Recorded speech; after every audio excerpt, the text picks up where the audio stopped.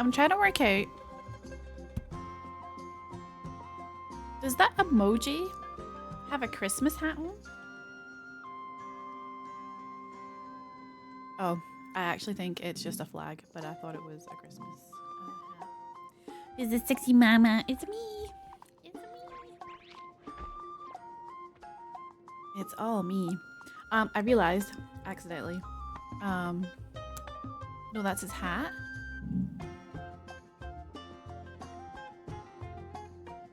But if I enlarge it, it looks like a flag.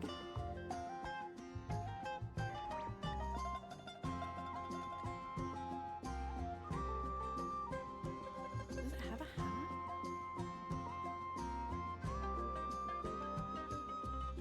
Show the other ones, yeah. Can you hear the fireworks? I'm pretty sure I can see my mouth moving to the fireworks. Oh.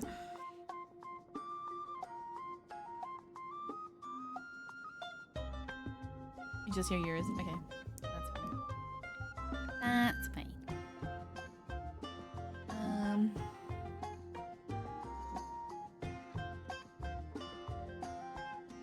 Weird question just between us girls. Do you think my eyes are too high up? Thanks for the chicken. No. Okay, that's fine. Oh my god, body dysmorphia issues with my model.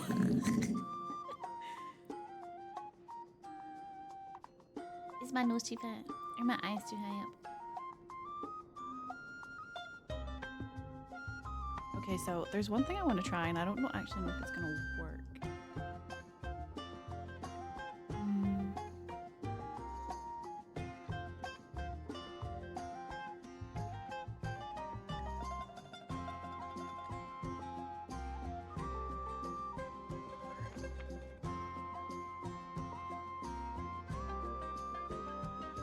Is it working?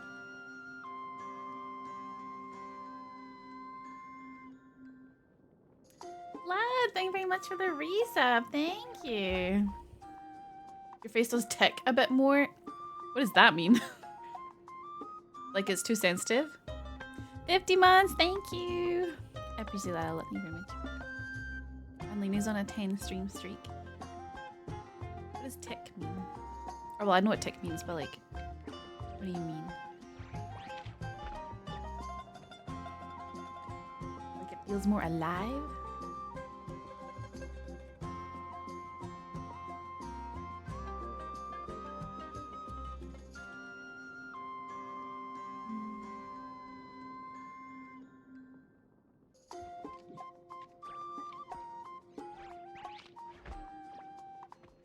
It moves to the side that you're going, you know that. Oh, this one?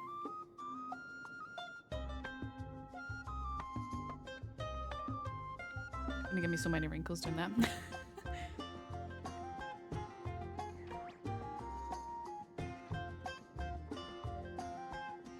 Alright, I'm just fixing one last thing. What the skibidi? I hope you're well, lad. Yeah, if you hear the fireworks coming through, I mean, I'll mute when I'm not talking to try and like minimize that, but there's a chance that the fireworks will come through and it'll just be like my mouth going.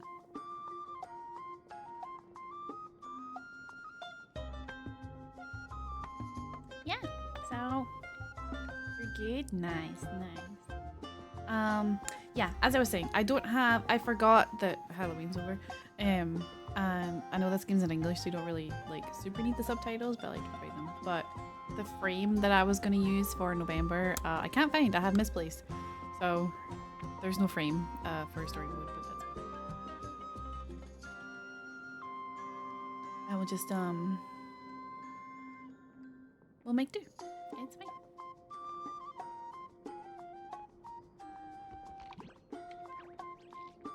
Also have a new model in case you guys didn't know.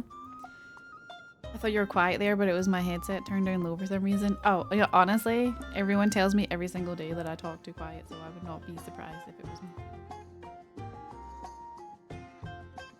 But yeah, As you can see, I got Cyrene yesterday. She was expensive, but like not overly expensive. Like I'm not mad about it. By expensive, I mean I didn't spend money. She just took my in-game currency until I have like not as much left as I would like. But that's fine. You know, we make do. She's here. She's beautiful.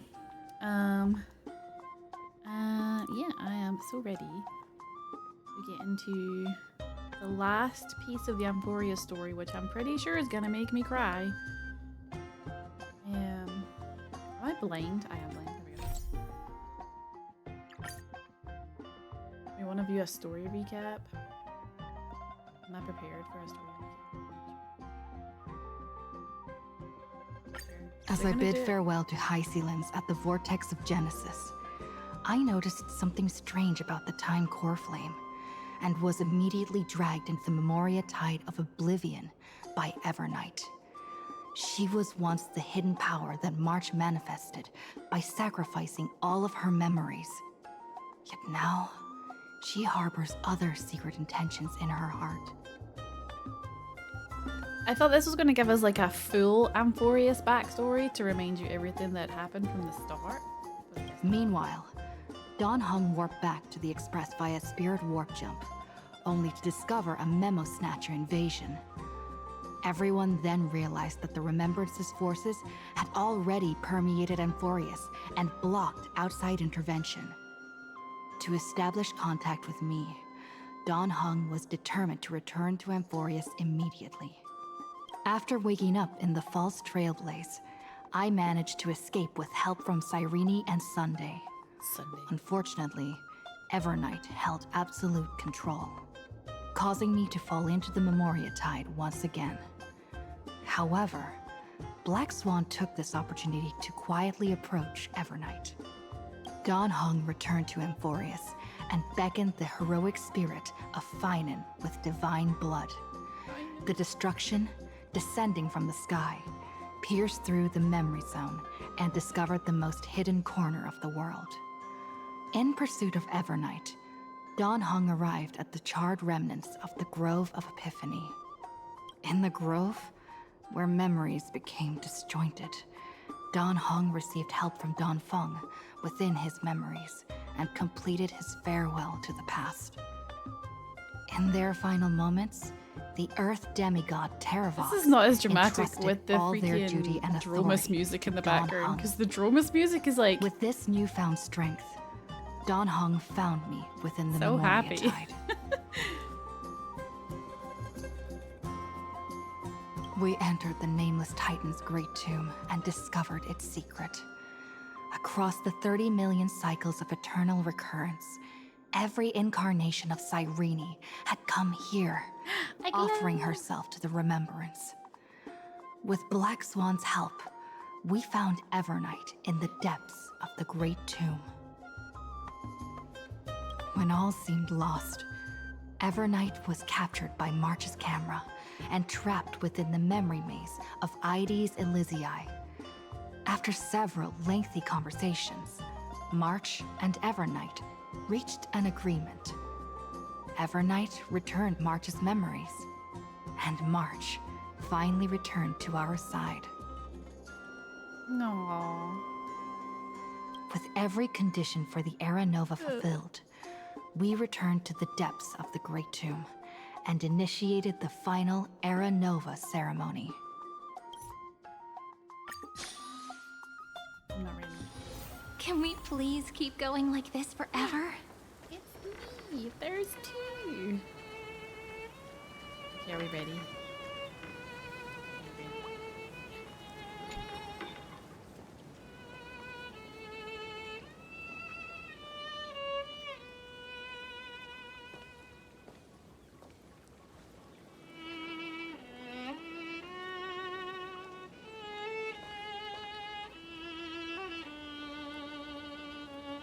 This view hasn't changed at all, has it?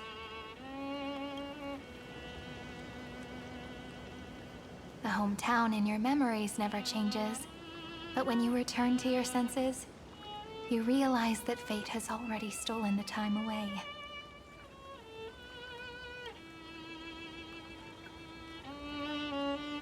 Welcome to the Trail of Genesis, friend. So pretty.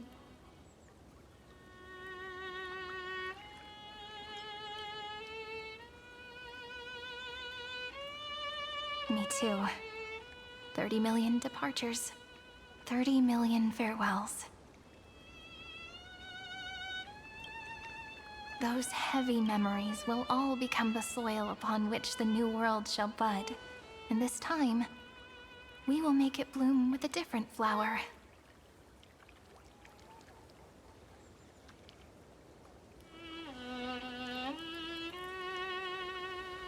Before you arrived, I kept wondering, beyond the veil of Ide Silicii, what kind of Amphoreus is being born?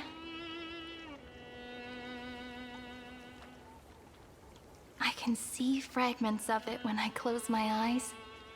The friends who walked alongside us have all moved on toward their respective destinies.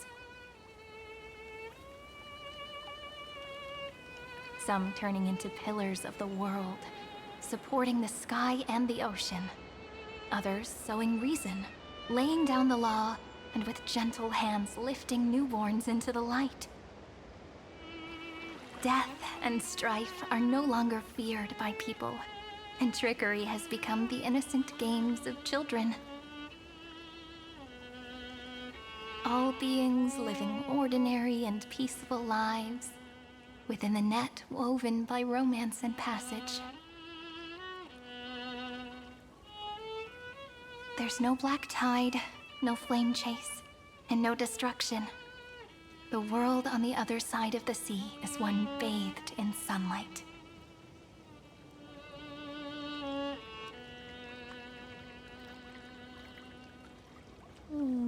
It's the dawn that Finan and everyone wished for.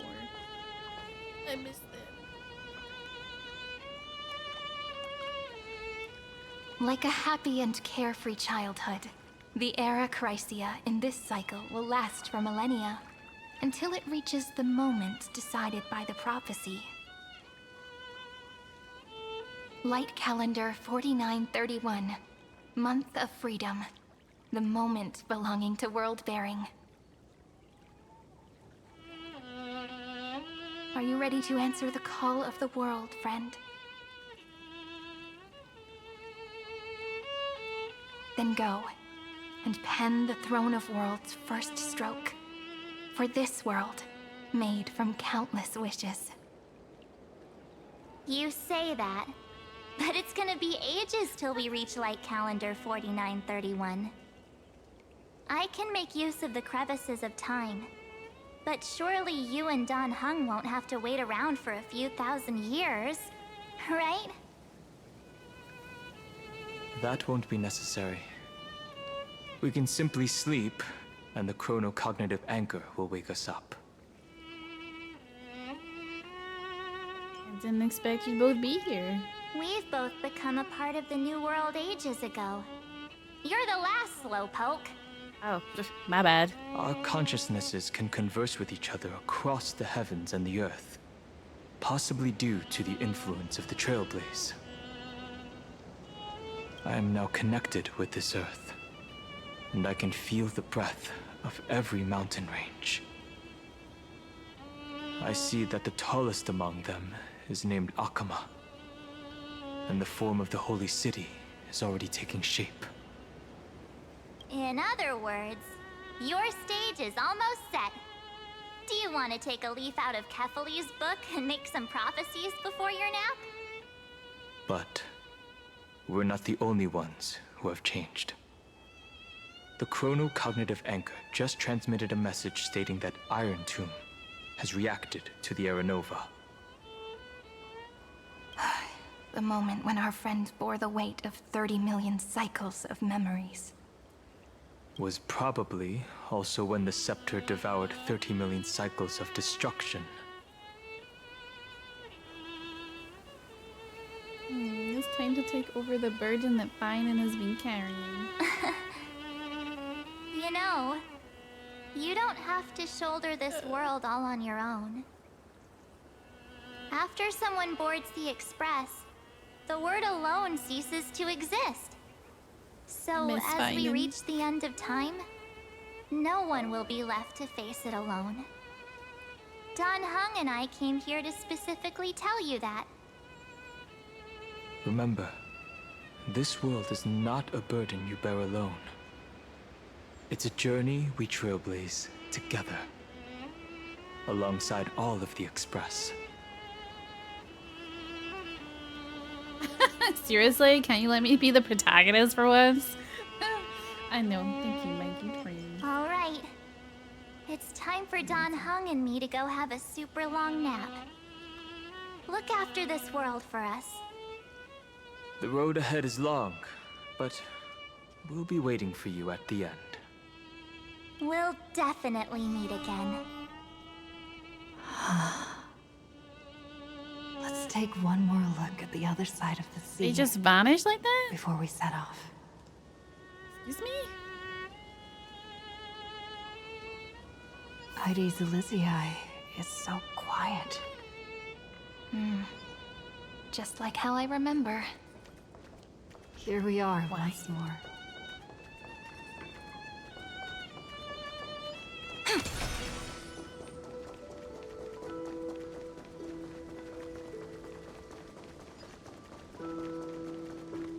Isn't she just beautiful? I love how sparkly she is.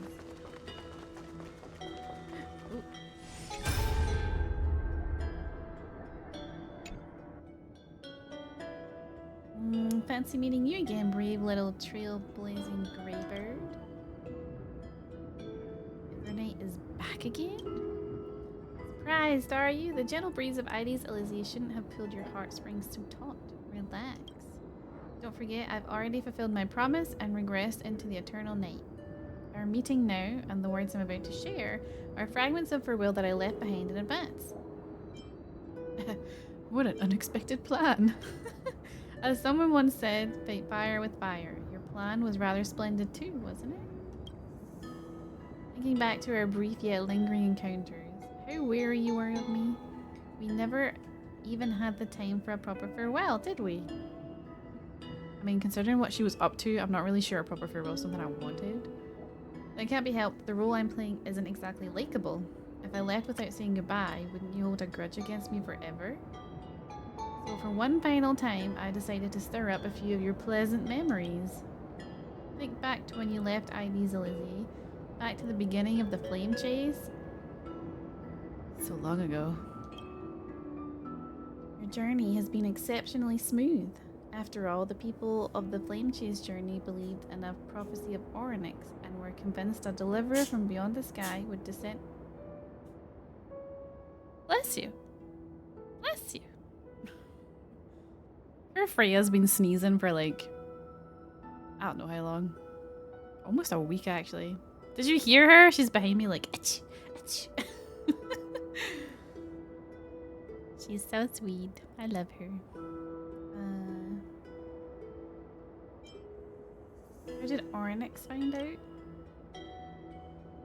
Don't forget, Orynyx has been listening to the whispers of the night. By themselves, they wouldn't know of your names, nor the true starry sky. Hold on, I'll be right back.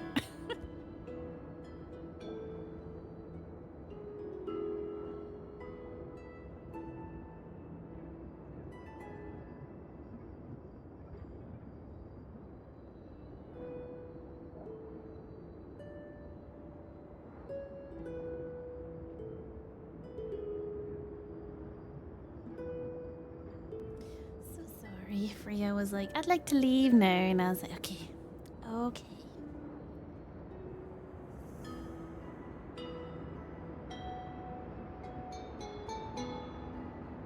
I'm back. Okay.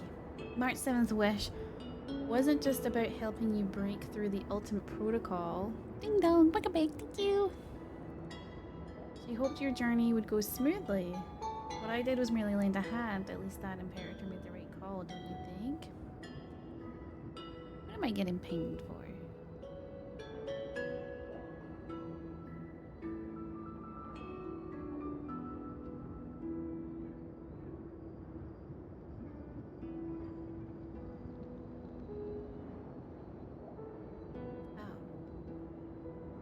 I'm so sorry if you guys heard my Discord pings there. I thought it was muted. My bad. Sorry, yeah, she hoped your journey would go smoothly. What I did was merely lend a hand. At least I... Okay, there. Thank you. No paying. Oh, nice, nice, nice. You're welcome. See, I never forgot March 7's wish to protect you. She knows I'm holding her as my trump card, and I know just as well that you all are hers. You and Dan Hung, you've given March 7 memories that are truly one of a kind. If she was placed on opposite sides of a scale from you two, she would choose you both without a moment's hesitation. So I'll leave you with a question. What if, one day, March 7 walks down a path completely different from yours? Will you choose her or your own path? Depends. I'd probably go where Dan Hong goes. And he'd probably go with March. So I guess I would go with March. I know the answer for sure. March 7's path is my path. No need to rush for an answer, and certainly no need to rack your brain for the ever night before you. This is merely a lingering shard of memory I left behind before departing. I've always been lurking around the dark torrents of remembrance, watching all of you, observing your trailblaze as you progress. Keep your answer hidden in your heart until the day that question truly arrives. Who knows, perhaps by then your answer will have changed from what it is right now. No matter what, March 7th loves you all, so don't let her wishes be in vain. Alright, that's the last farewell. Now welcome to oblivion, will you? The memory shard of Evernight fades away completely as if it never appeared here. All that remains is the gentle sea breeze of Ides Lizzie and the endless sunset. Suddenly, you feel an aching longing for your home and for March 7th's voice. What is human?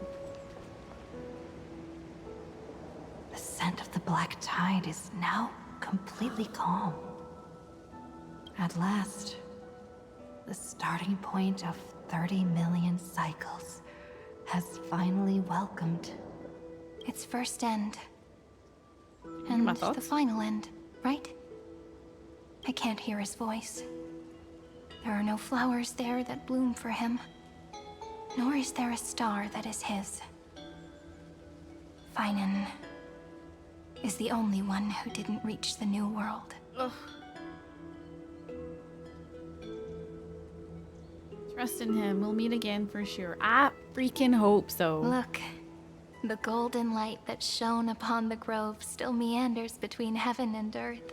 Him and Like Mighty. the prophecies of Amphoreus. It has to be a sign he left behind. It points towards the destruction and the deepest night. Do you still remember what I asked you at this exact spot the last time we set off? Nope. Friend, are you ready to become a hero? You were still burdened by the weight of world-bearing back then, still unsure of the role you were meant to play. But now, everyone has already given you the answer. The heroes of legends were just at the right place at the right time when the world needed a hero. Just like how your arrival kickstarted Amphoreus' fate once more. A person's personality is their destiny. Together, we'll all make it to the best possible ending. This is very much giving, like, the power of friendship is gonna save everything. Which I'm not entirely against if it brings my favorite people back. But wouldn't it be so fucked if they just, like, actually killed everybody? We best. Those are such beautiful words. Thank you, friend. I was also trying to cheer myself up with what I said. After all, before we truly compose the end of this story, I must also pluck up the courage to head off with you. And face a memory that I have forgotten for too long. And have denied for too long.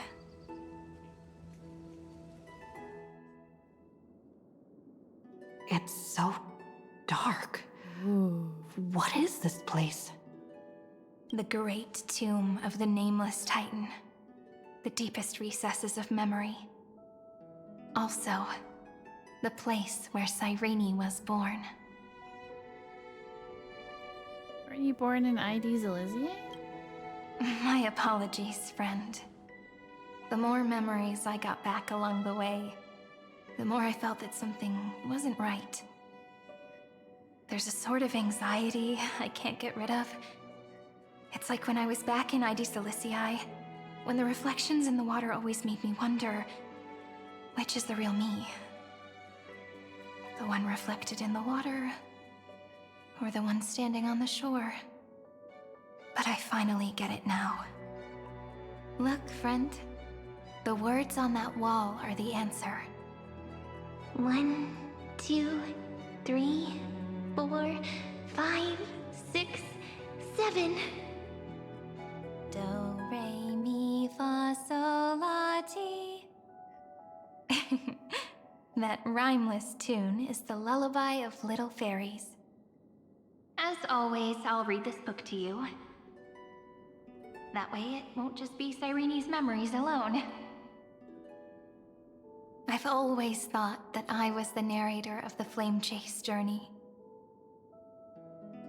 But as it turns out, the narrator is also the most devoted audience.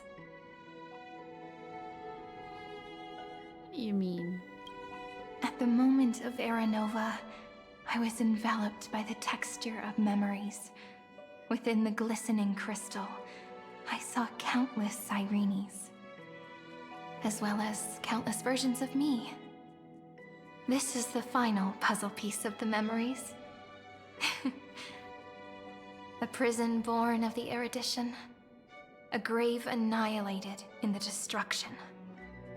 That unknown solitary god, the 13th Titan who should not exist. The first new spore, the demiurge, is right here. What?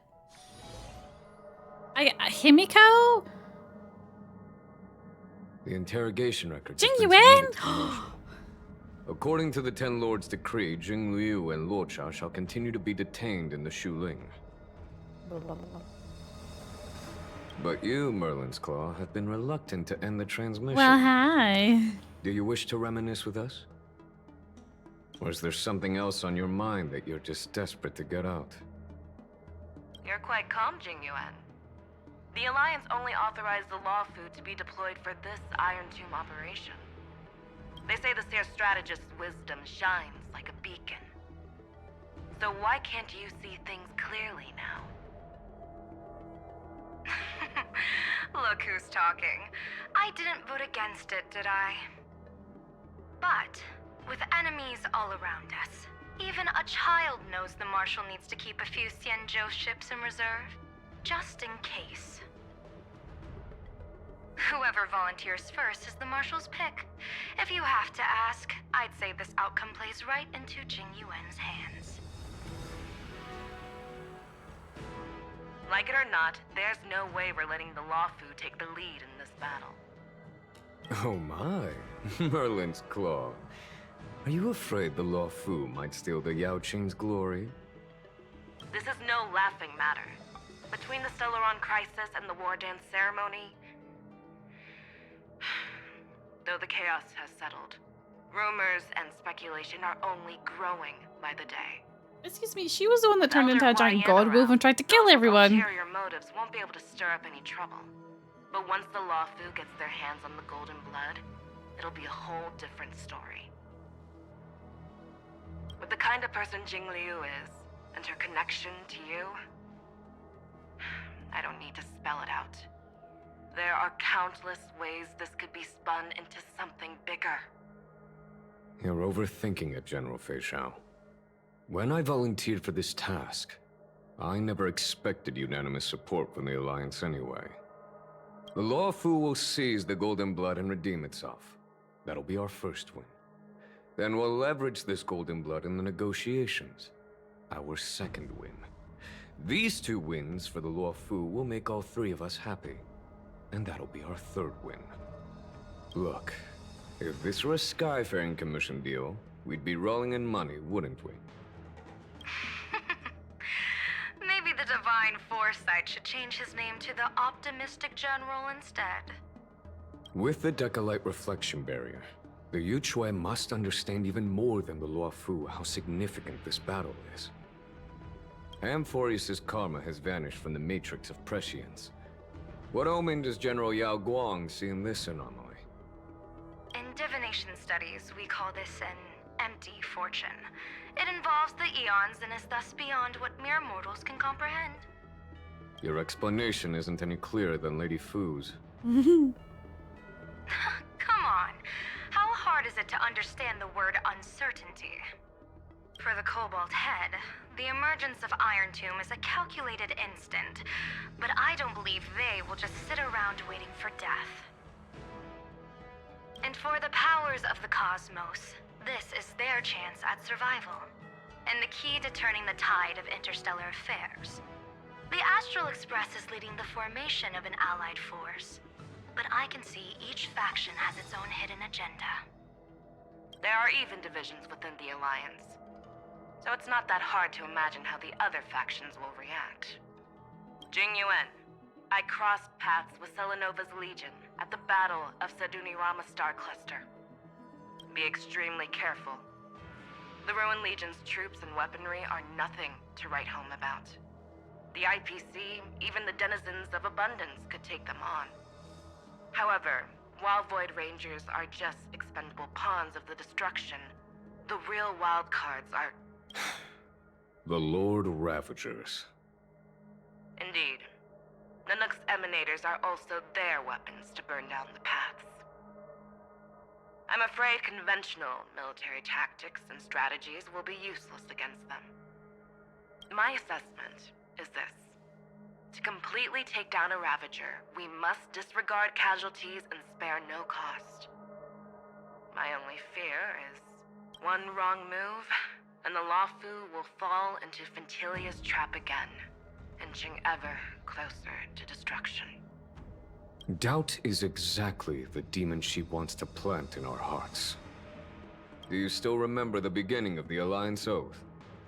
To save future generations from war and bloody dispute.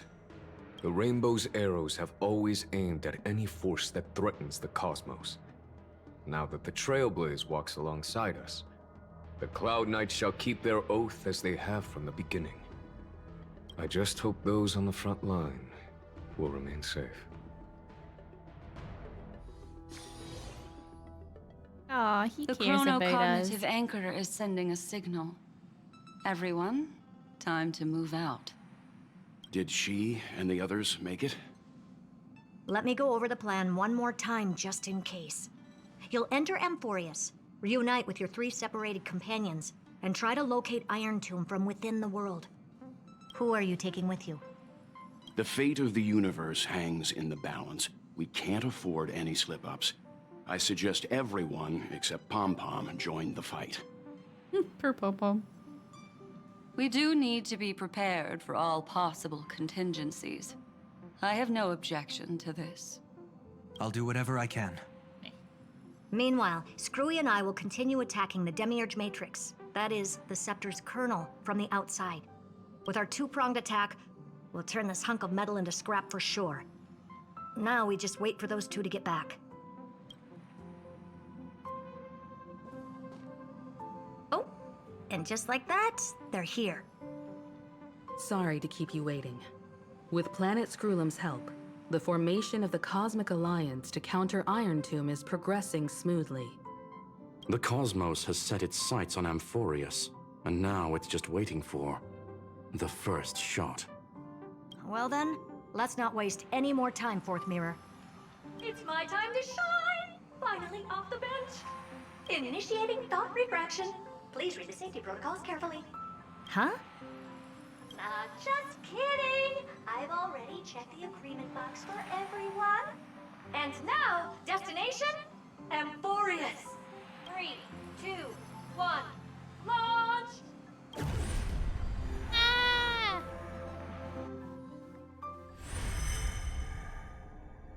The flow of Memoria is so heavy here. Unlike Panagoni's dreamscape, this place has built up a true epic measured in millennia. The vortex of Genesis, where all myths begin and end. And in this new world created by the Nameless, the infinite cycles have been broken. Let's set up the Trailblaze beacon and establish contact with the outside world. I'll leave it to you then. It'd be better for me to not show myself in front of the Garden of Recollection. And, Mr. Sunday, you probably shouldn't show yourself either. Agreed. The Astral Express has landed. If you receive this message, please respond immediately. Over. This is the Cianjo Alliance. Communications normal. Interastral Peace Corporation. Adventuring's here? No response from the Galaxy Rangers. Not surprising. But I didn't expect the family to also stay silent at such a critical moment. That's a pretty blatant disregard from the family for Penacony's independent director, I'd say. Long time no see, Miss Himiko. It's been quite a while, Madam Oh my Jade. god, it's Madam Jade. The significance of this battle rivals that of the campaign against Sulo. Only through victory can we disperse the shadow of Iron Tomb that looms over countless worlds. The 10 Stonehearts shall spare no effort for such a grand mission for the preservation. Madam Jade led the Intelligentsia Guild in conducting specialized research on Iron Tomb's past activities. The bad news is, the collapse of the Erudition won't just affect inorganic beings. You mean Iron Tomb can infect organic life, too? Well, the good news is, so far, its effects on organic life are under control. The infection progresses slowly, and the resulting neuropathy is non-fatal. In any case, the IPC can guarantee targeted vaccine coverage within 48 system hours in all star zones within the medical system. Okay, vaccine against Iron Tomb. What about other star zones? At a time like this, are the followers of the Firmament Arbiter still trying to make a profit? I remember you, Master Diviner. Your performance during the Third Denizens of Abundance War was quite impressive. Please rest assured, all worlds can purchase vaccines from the IPC with a humanitarian discount. That's the current policy at the very least.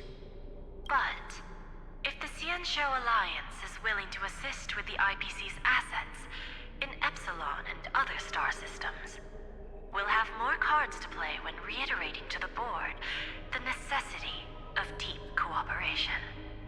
It makes sense, since Interastral Peace Entertainment's headquarters is in Epsilon. But why are all the other worlds on the list? Places that the Elation has visited? Think of it as a long-term investment. Please understand that everyone at Pierpoint is swamped with Iron Tomb work, especially the marketing development department. At this rate, even the 10 Stonehearts can only do so much. Having some assistance from the Alliance would surely benefit the entire cosmos. Wouldn't you agree? As an old Cianjo saying goes, those who succeed should help all under heaven. The background just Your proposal must be decided on by the 7 Arbiter Generals. I'm just here to relay the message. In times of crisis, the Luofu will not hesitate to help those in need. However, the prerequisite is that the IPC must unconditionally assist the Alliance with emergency rescue operations in the disaster area. Of course. In the name of preservation, all for the Amber Lord. Thank you all for your selfless dedication.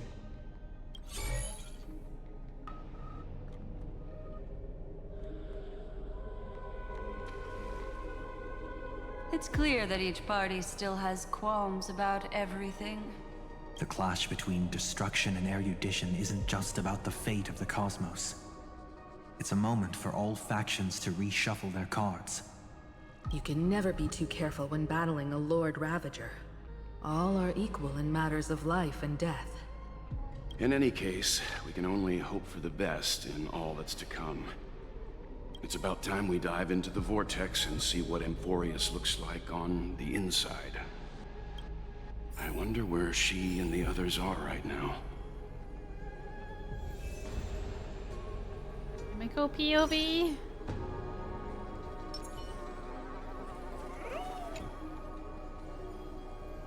The chronocognitive anchor receives a contact request. You tried to respond. How's the signal? Can you It's hear us? Bronya. Aww. We're through.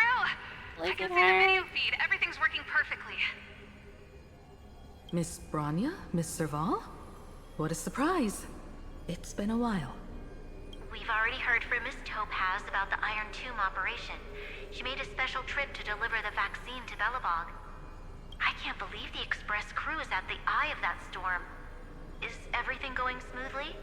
Don't worry, we're still following the plan step by step. How's the situation in Belobog? Urillo 6 is located on the outskirts of the preservation barricade. While it won't bear the brunt of the first wave, there's still a risk from the aftershocks. Matt Kid, Japard, and Pela are busy organizing the Silvermane Guards, having them consolidate their lines and dig trenches.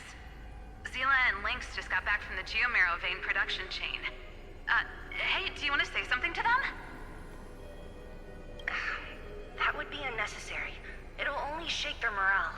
Just tell them to stay safe. Be safe. Miss Bronya, I'm afraid this disaster will be far more terrible than you can imagine. Please, be sure to follow Miss Topaz's instructions and make thorough preparations. Of course. We have resealed most of the engine of creation beneath the ice to prevent the will of the preservation from becoming an accomplice to the destruction. Don't worry, Miss Himiko. Belobog is far more resilient than we imagined. We really wish we could help, but Urillo 6 has only just woken up from its hibernation. The Astral Express, standing at the forefront of disaster, is the hope for many ordinary civilizations across the universe. In the face of a massive catastrophe like this one, relatively smaller civilizations have never had many options. But that's exactly why we have a resolve that's second to none. If anything goes wrong... Miss Topaz, I hope you can help out and rescue the affected citizens. No problem. Also, didn't the Xianzhou sign a friendship agreement with Urillo 6 earlier? They won't stand by idly either. I appreciate your kindness, everyone. But Urillo 6 is our home. We will defend it to our last breath until the last Belobogian falls. Miss Bronya. May all civilizations that have made it this far on their own strength weather this crisis together.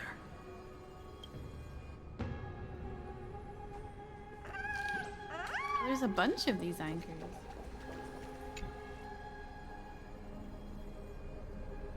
Ooh, Xianzhou Alliance.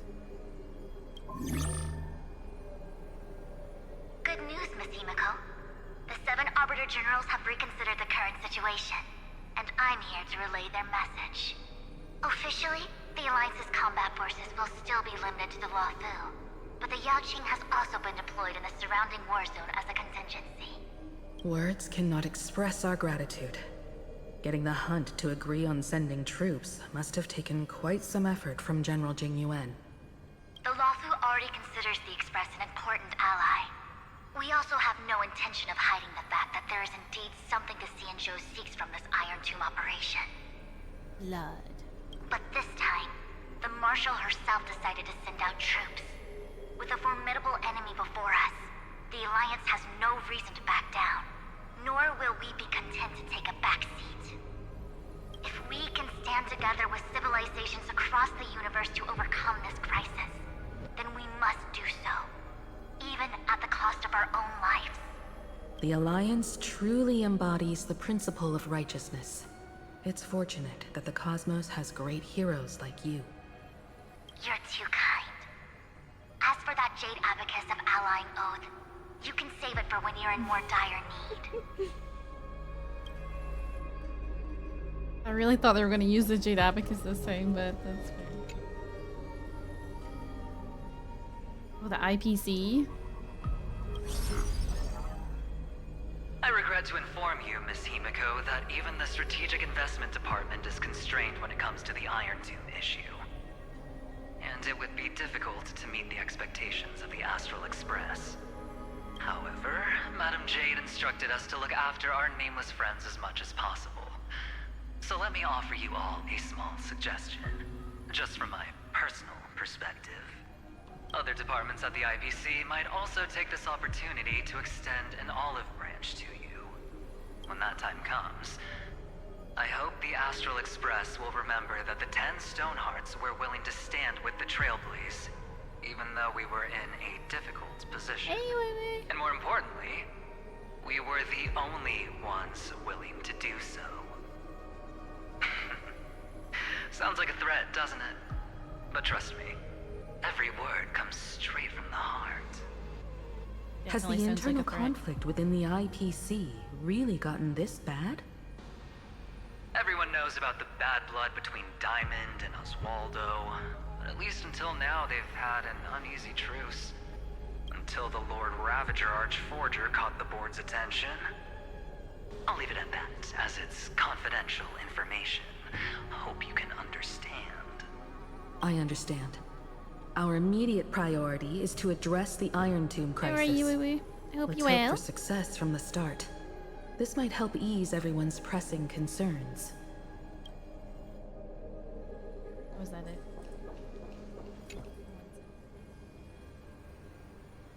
Galaxy Rangers? No response? But hell. Of course, we would never know the Rangers' comings and goings. Who's letting us down? Stupid cowboy. Be bad. How are we all here? I'm good, thank you. Are you feeling better? The family? Oh my god. Miss Himiko. A child. Is that you? Yes. And you are Miss Robin. Yes. I apologize for not being able to respond during the meeting earlier. And even now I can only appear in disguise. On behalf of the Penaconian family branch, I extend my sincerest apologies to everyone. We tried to request aid from the family, but we essentially received no response. I've heard about the internal conflicts within the family. Miss Robin, there's no need to apologize. Every bit of strength is precious at this moment. Thank you for understanding. The good news is, since you're one of the shareholders of Penacony, the family heads have agreed to allow me to lead all Astonian tuners to the front lines. My charitable foundation will also do as much as possible to provide support in this battle. They'll ensure that proper arrangements are provided for those wounded on the front lines, and for residents in affected areas. Miss Robin, I'm beyond moved by your spirit of self-sacrifice. The Astral Express would also like to make a promise that we won't leave any companion behind. I wouldn't mind leaving Sunday behind.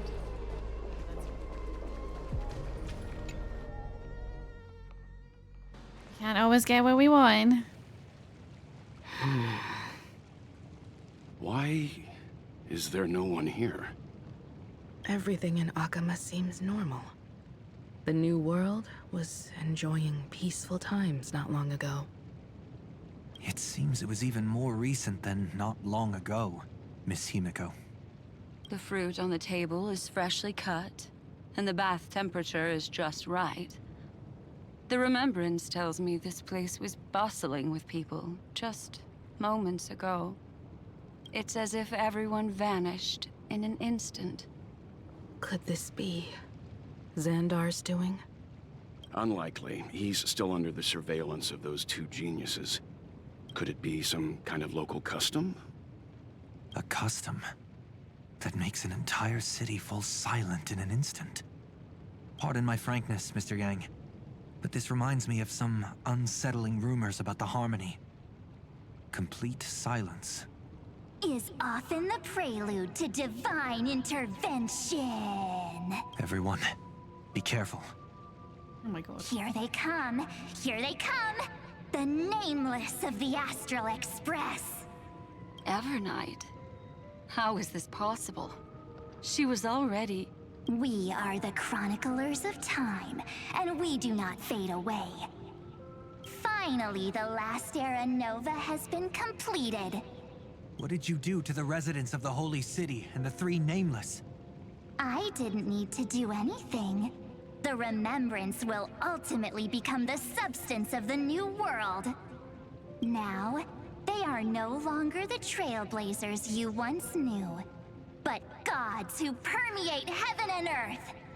The 12 Titans who guard Amphoreus. Stop fooling around, March. Come on out. What? I practiced so long for this. Getting seen through right away is just so embarrassing. You've obviously been learning from the theatrical culture in Amphoreus. But if possible, I'd prefer our reunion to be a bit more casual and laid back.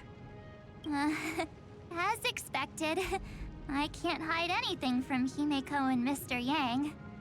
Well, long time no see. Guess I'm back? We should be the ones to say that. Sorry for keeping you waiting. So, these jellyfish are the Titan's power? They're just tiny manifestations of the Veil of Evernight, used for scouting and communication. If I went all out, I could summon way more of them. Thanks to her, we all turned into Titans in the New World. Sure, we can take on humanoid forms, but it feels off. How intriguing. So what does she look like now? I look the same. I didn't get any cool changes. Can't be a raccoon with a baseball bat, I suppose. Please don't add weird stuff to Amphoreus' lore. Just go see it with your own eyes. Follow the prophecy's guidance and come to Dawncloud. She looks way more majestic now than she used to. I don't. I look the same.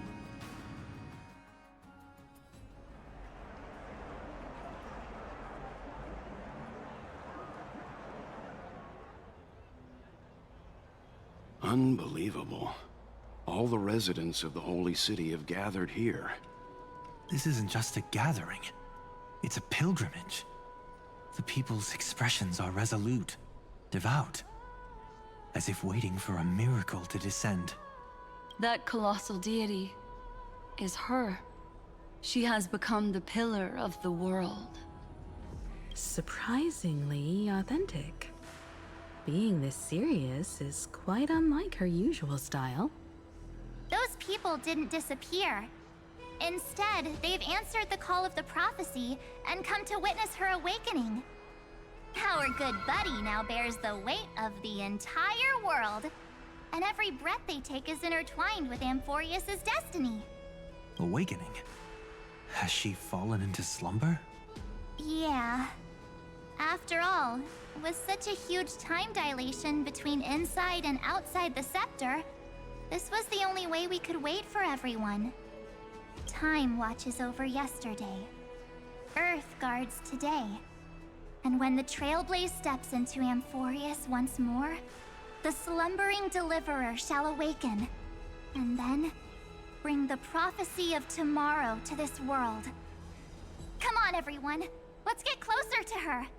Watch how the world-bearing prophecy changes this world. Okay, I'm intrigued. Oh, it seems the kids are already miles ahead of us at this stop. All the more reason we can't afford to slow down our pace. Let's go witness this moment for ourselves. Majestic.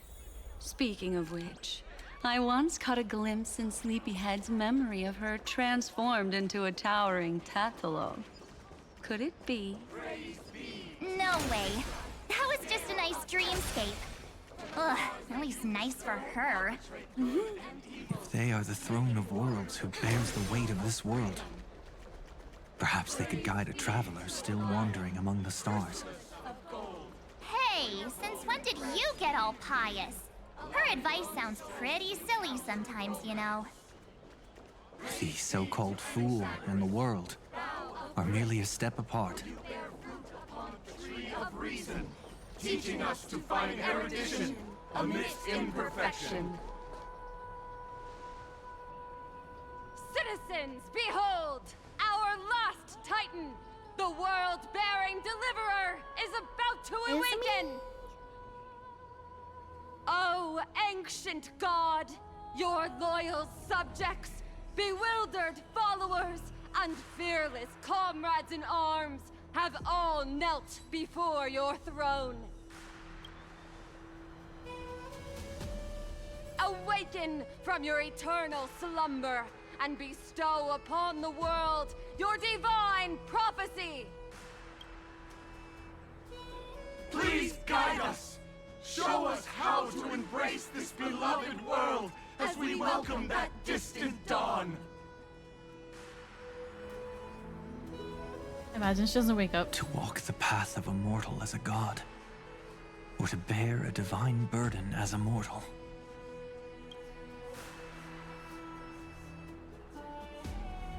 She will give us the answer. I would totally sleep in. But I am not the deliverer. Rather, I am the nameless who dwells among mortals.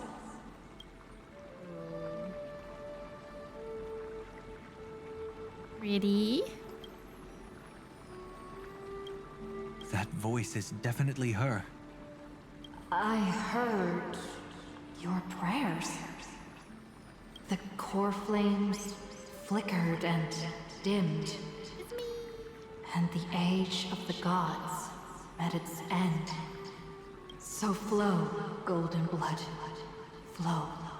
I'll bestow it upon you, returning it to the true masters of this world. Stand with me and become heroes.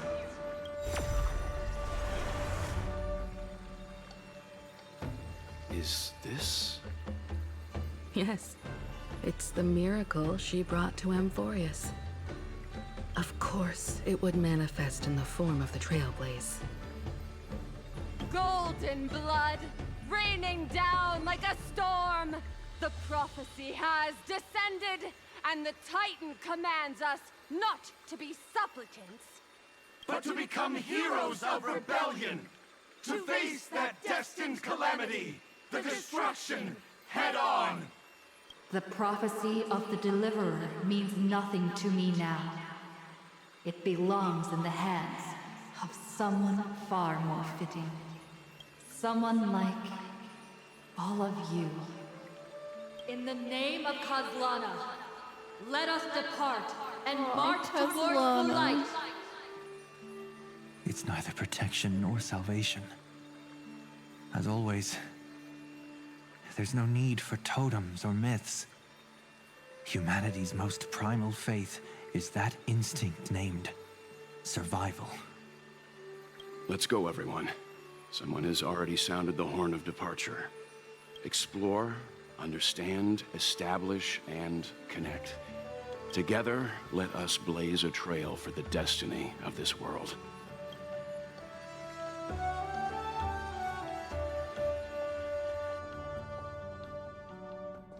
Urta? Is it just me, or does this demiurge matrix feel completely dead? It's nothing like how the Memo Keeper described it. The environmental readings are all wrong. Conclusion: this must be what the Colonel actually looks like in the real world. What did Xandar do to the scepter? At the end of light, there must be silence. Certain, pure, and absolute darkness. I wonder if his monocle Not is the magnetic. time to quote the Lord of Silence. Bad omen. Either way, we have to press on. Until we uncover the truth behind the 13th Titan. The buried past is the key to stopping Iron Tomb. That is, if it even exists. Xandar says the demiurge never existed. Who actually buys that? You can erase the records, but not the truth. It vanished too cleanly. No traces. Like someone's yelling, "Look, there's nothing here." Too bad I'm the type who can't resist digging deeper. Looks like I'll be counting on you again, Screwy. Let's tear the system inside out. Always happy to help. But as your academic partner, I have to ask. Herta, what if we fail? Let's say the Demiurge really doesn't exist. Do you have a backup plan? A backup plan? Of course. If we can't find the key, we turn the lock into the key. How exactly are we gonna do that? We turn the lock into the key. That's like that scene from Pirates of the Caribbean where they're like, he found a key, but it wasn't actually a key. It was like a picture of a key, and he's like, I know the key exists because I have a picture of the key, and we're gonna use that picture to do key things, you know?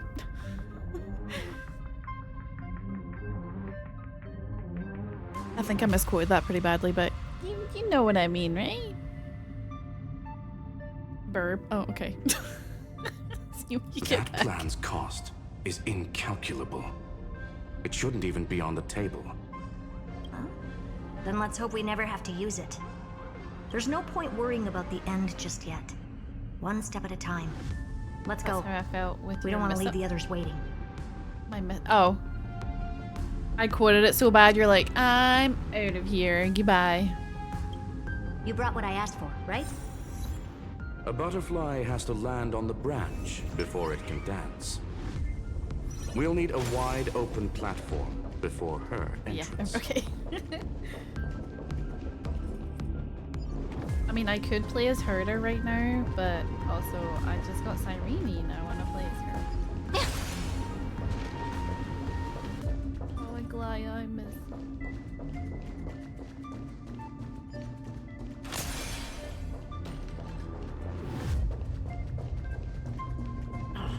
Just use that thing over there, Zag. Ta-da! If you find any treasures, please share them with me. Turn over this eternal page. Light up the dawn. Light up the dawn. I need. Look how pretty that is. She leaves all these flowers everywhere.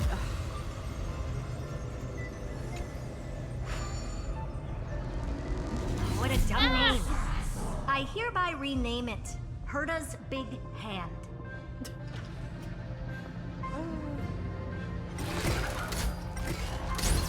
Oh, run away? Come back here.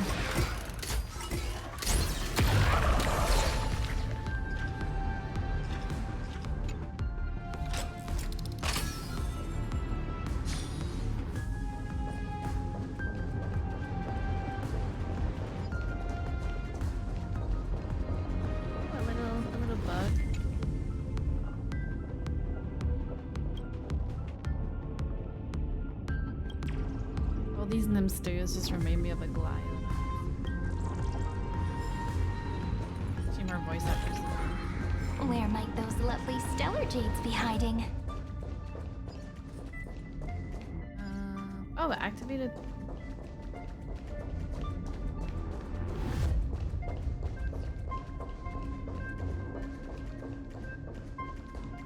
Was this bridge always here and I just didn't notice? Oh, I see what I have to do. Okay. I see, I see.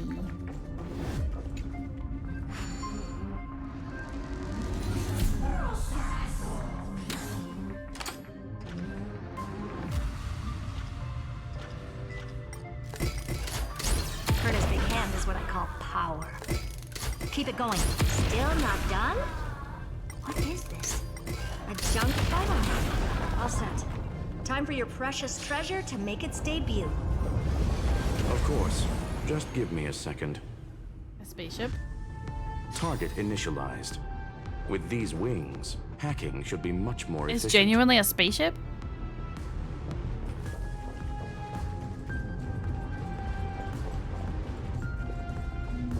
Oh, a classic nuclear heat engine.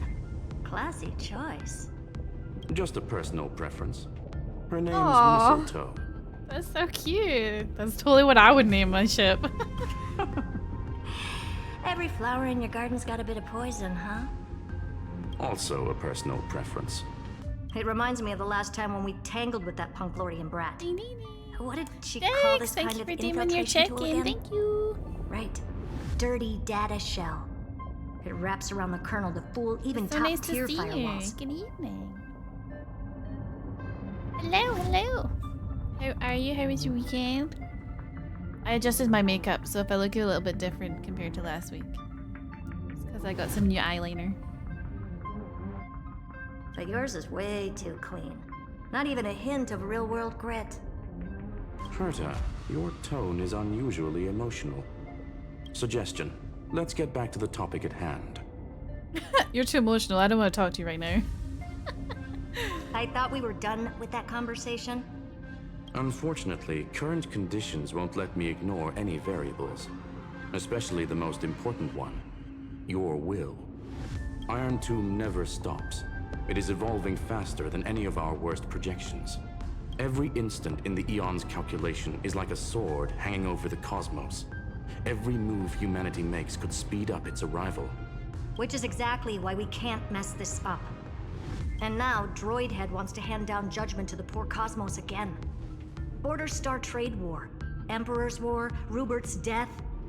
Every time their instant arrived, it meant another bloodbath for humanity.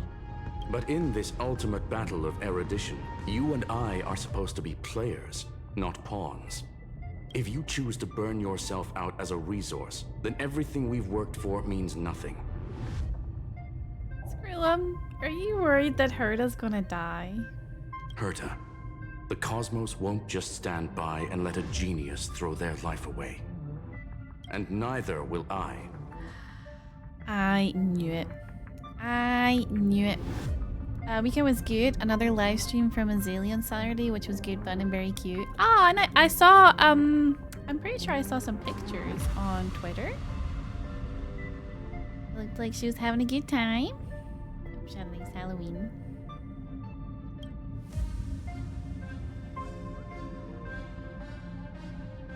No need to kill the mood. This is why we're here, isn't it? We need to find the Demiurge and that lost key. I'm not here to be a deliverer. I just want to beat Xandar and Droidhead. Even if it means she dies? Right now, I just need to know. Are you with me? Of course. Time to board. After you. Let's tidy this place up and see what this Demiurge really is. This is some screen grabs on the Twitter. I saw them.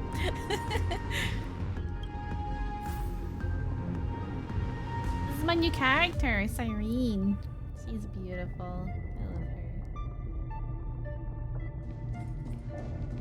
love her. Let's hope this Matrix is better organized than I the gotta fly a Emperor's junkyard spaceship. of Wait, am I birthplace. controlling this? I don't think I am actually. Never mind.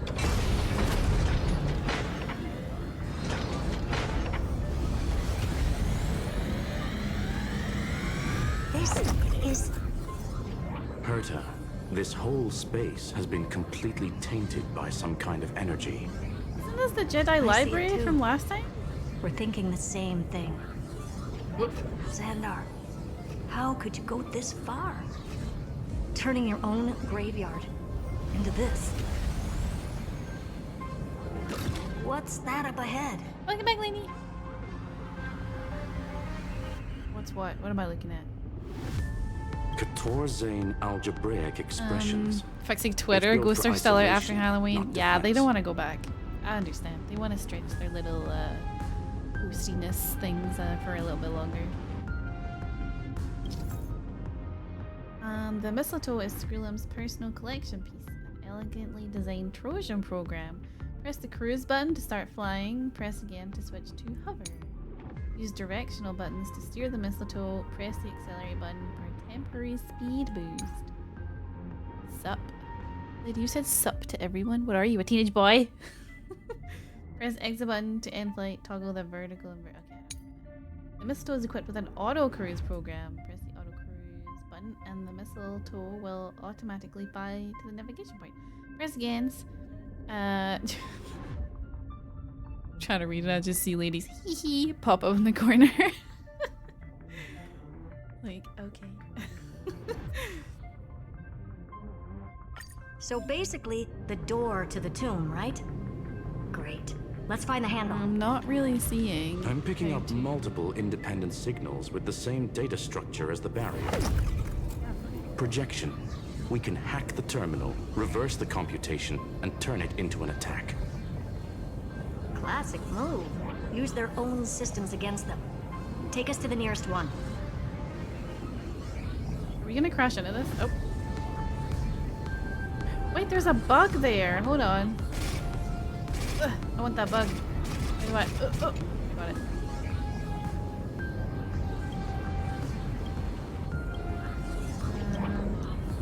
Don't worry, buddy. I'll find you, brother. Where does that?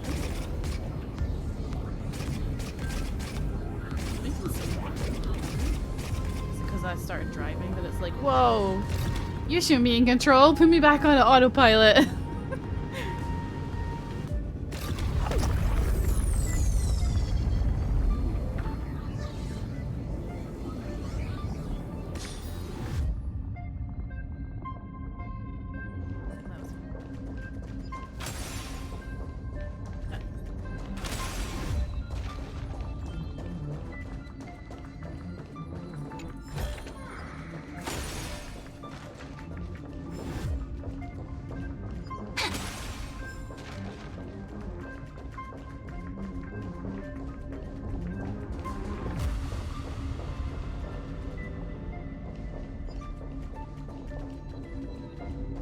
Touch the orb.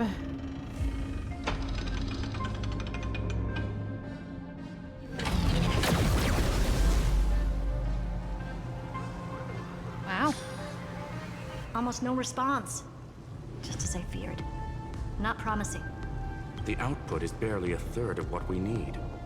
Logic says we'll need multiple terminals to coordinate the strike. Locking onto the next one now.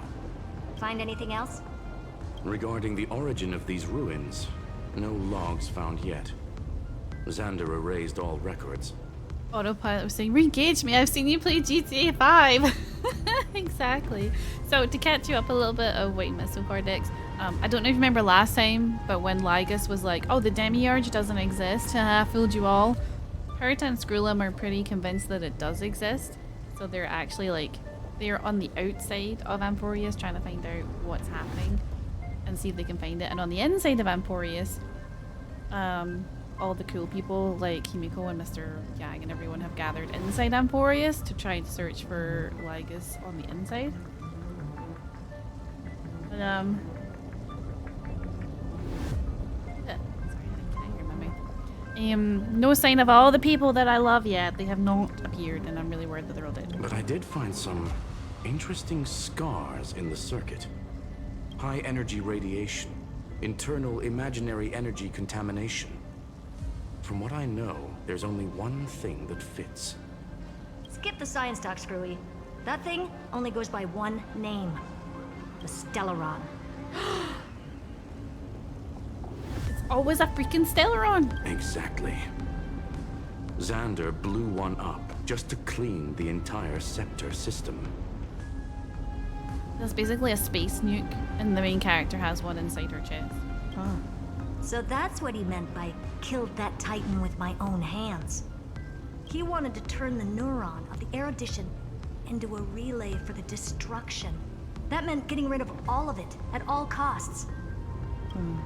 The life form known as the Demiurge was the original target of the Scepter's extrapolation. It makes sense. Evernight calling it the first new spore confirms this viewpoint. The prime mover of life. That's what Scepter Delta ME-13 was originally tasked with. Even after it got scrapped, the query kept running. Yet the true value lies in the process of solving it, not the answer itself. Then, does this mean finding the Demiurge is hopeless? No, I'd say exactly the opposite. It means Xandar had no control. He couldn't contain the Demiurge just like he couldn't handle Droidhead. So he tried to erase every trace. But he failed. It still left a mark. By the way, if there's another Stellaron in Amphoreus, Why hasn't that little one reacted to it at all? You said the Demiurge left a trace, right? Yeah, but not in the real world. Remember the great tomb of the Nameless Titan? During flight, you can open the map to check your waypoints. Select the waypoint icon and select Start Cruise, and the missile tool will automatically fly to and land at the selected waypoint.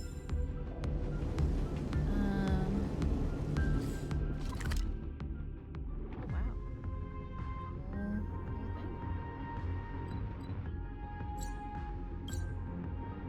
wait, I need the auto cruise. I'm glowing. Ah, oh wait. Is it because of the white? Wow, so bright. I wonder if we can adjust that a tiny bit. Honestly, these settings are like...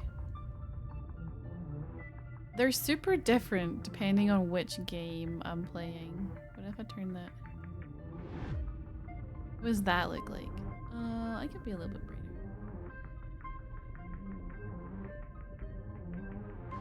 What about that? Does that kill your eyes? Because every game's like, oh, it's totally gonna be like this, and then it's like, bam, actually. Is that better? Okay, we'll keep it at that. That's gonna end up making me like too dark now, isn't it? I mean, I like being glowy, so it's fine. I don't mind. That's not glowing, that's radioactive. Remember we had that as a toggle a way back? Oh, good days.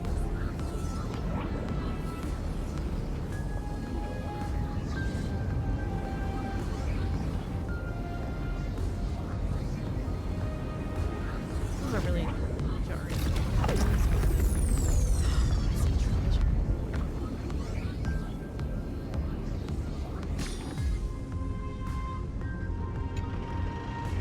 Oh, I don't even get out the ship this time.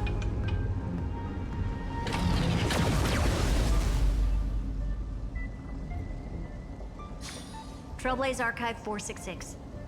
The data from Philiet 093 clearly indicates that the Demiurge did in fact enter Amphoreus's extrapolation. Inside that world, it was the 13th, forgotten Titan. The one who listened to 30 million cycles of Cyrene's memory.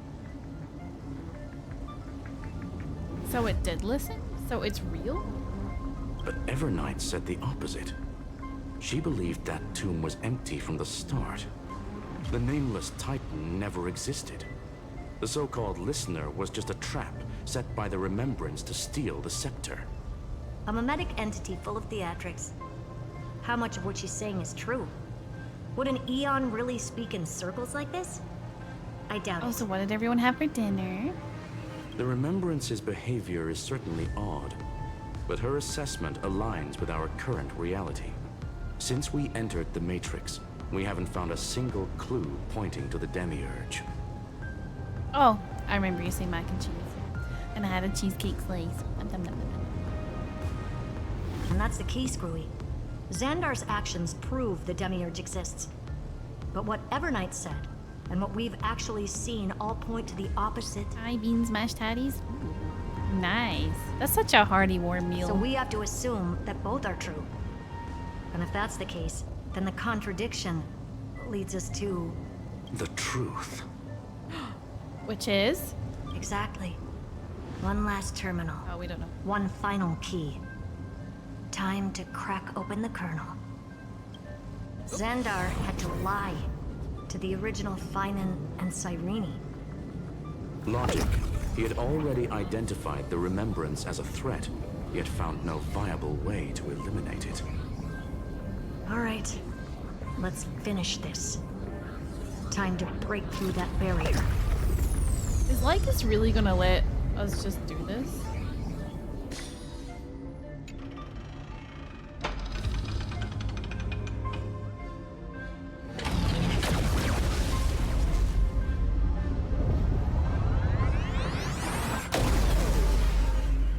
I guess so. Operation authorized. Path energy readings. The erudition, declining. The destruction, surging. The remembrance, 0. What's going on? Cause unknown. They left no discernible trace within the real Matrix. That shouldn't be possible. Could it be that the Era Nova exhausted all of the Remembrance's texture? Log it for now. The dots still aren't connecting.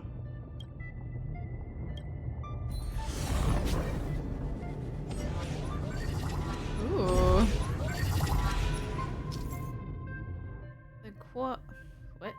The quarter-zane algebraic expressions barrier has been deactivated. Scrollum has deployed multiple acceleration rings in the something ME13 data space to enhance Mistletoe's hacking efficiency. Piloting the mistletoe through an acceleration ring will grant a powerful speed boost effect during which directional control is disabled. Gonna keep auto cruise on for this.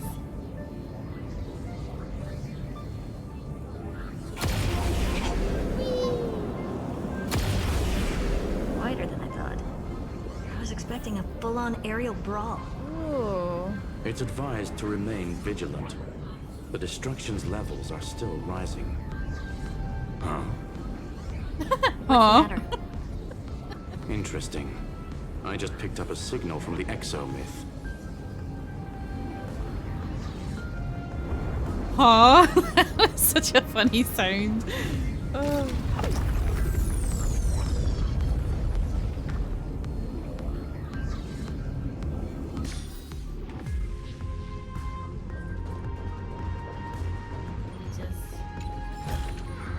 Ta-da!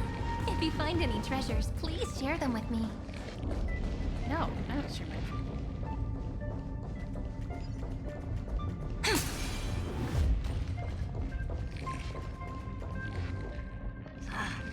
This repulsive force is unlike anything I've felt before. Is this the place? Correct. Judging by its defensive properties, this is the entrance to the exo-myth. I didn't expect that. Who builds a lab in the middle of digital rubble? Then again, never doubt a dead man's resolve. So how's our dearly departed doing? He severed part of his neural pathways to break free from Lord Anaxagoras' control. I still love so much that Anaxa was like, you're not getting away with this, so I'm gonna turn myself into a brain worm and attach myself to you and annoy you for eternity. But that also triggered the failsafe I set. Conclusion. Xander has lost all combat functionality and is no longer capable of action. So now he's a specter, literally. Screwy, can you open a path? Just to be sure, I want to see this for myself. Might as well drop in and say hi to the real him. Logic. Scanning his inspiration circuit might help us track down the Demiurge. This feels like a trick. Everything that Lygus has done up until this point, I feel like this is a trick. Like, I feel like I know Herda and Scrollum are smart, but they're all geniuses, right? So I don't think it's a good idea for them to go in there. Exactly. His brain is the crime scene. There's no way it's spotless. But it could be a trap. That's what I'm saying. That's why you're here. 2-on-1. We've never lost a matchup. I'm honored. The chronocognitive anchor's in place. I like that. Proceed when ready.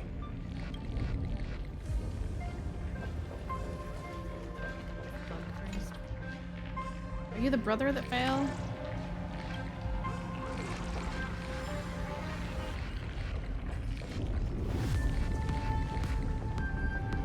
Just in case we're about to fight, I'm just gonna...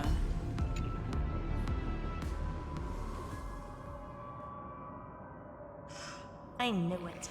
The one thing I didn't want to happen. He's not here. Son of a bitch. The coordinates are accurate. Xander is still here. All the wires and cables look like snakes. However, his position is shifting rapidly and chaotically.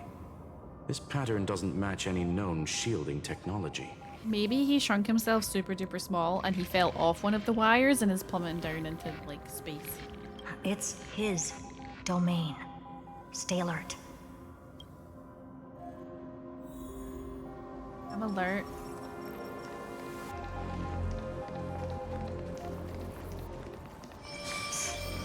Cheap trick. The spatial field here is undergoing autonomous recalibration, initiating reverse engineering of the... We're back. Reverse engineering complete.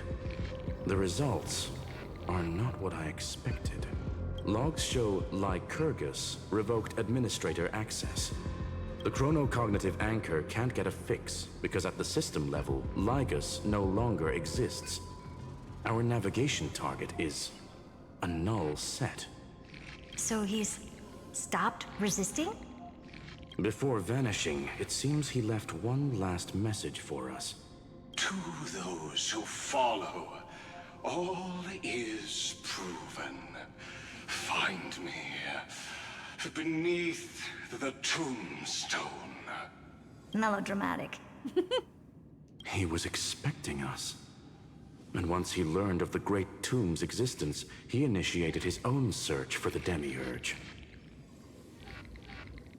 Huh? Okay, so my theory currently, it's got to be something about the Demiurge is gonna break like his plan or something, right? So he's like, when we discovered the tomb, maybe that was like an oh shit moment for him because he realized, oh, I didn't clean up properly, and they might find it, and then I'm screwed.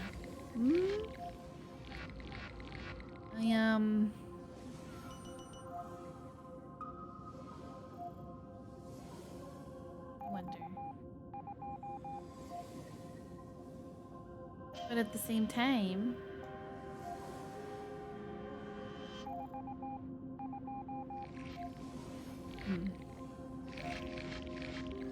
wait, what did I click?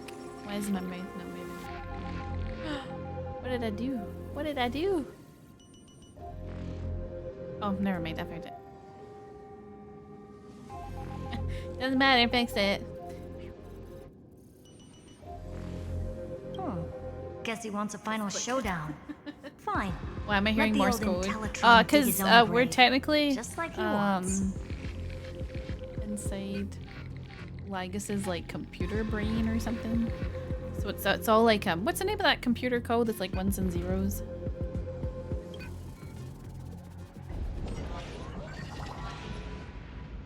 To be in the purest light is to be in the purest Binary? dark. Yeah. Nothing exists there. The Scepter's mainframe. Or maybe we should now call it the Lord Ravager's placenta. Unfortunately, we still haven't found anything. I think someone decoded the Morse code like a few patches ago. I can't remember what it said, but I'm pretty sure someone had like worked out what it was saying. I think it was like, I can't remember actually, something to do with the Iron Tomb. I'm pretty sure, but Really? I don't think so. Not finding anything is our biggest find. Please elaborate. Yes, please. If the Demiurge was destroyed, there'd be at least some bits of it left. I don't buy that a Stellaron could have blasted all the traces away as cleanly as a scalpel. As I said before, its disappearance is too clean. If the garden hadn't stirred the pot, no one would even know about the Demiurge's existence. We're talking about the Scepter's original extrapolation goal. There's no way that nothing of it was left behind. Or we can look at it from another perspective. If you were Xandar, would you be this obsessed with a concept that poses no threat? Would you guard against it at every turn? There is the possibility that he's naturally meticulous and hates variables. That does track with the impression he gave about himself. But Xandar shut that theory down himself just now. Choosing to act, even if it'll cost him dearly. We know that feeling well.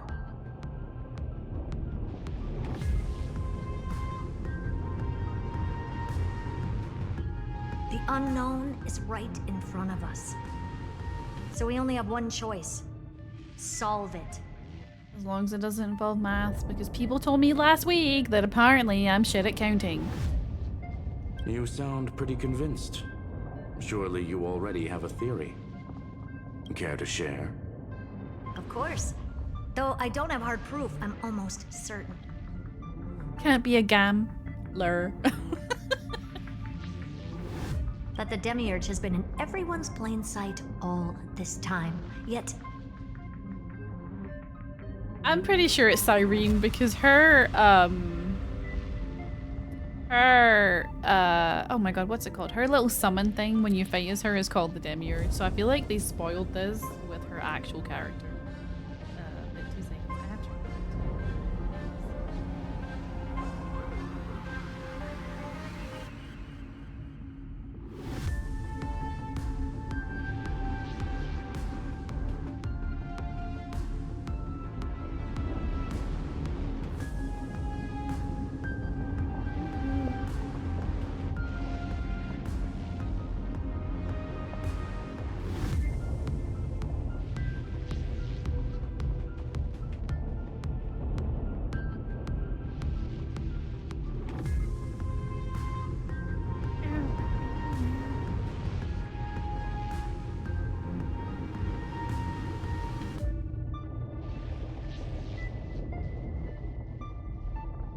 they were mistaken for someone else. That'd make the most sense. Why was the room empty? Because the did it person look like I locked was in there sleeping? had run away ages ago. I can't tell because if I open my eyes, it could tell my eyes are open, so I can't like trick myself to like to look at myself with my eyes closed. But they were weak and small and had no presence whatsoever. Even the old Intellitron didn't notice them. Which also means there's a high chance that their powers are minuscule and cannot alter the outcome of the battle at all. Well, at least Xandar is scared of them. Come on, it's time to confront him. Let's go to the tombstone he talked about. Okay, well there was no fight, but you know, I was prepared just in case.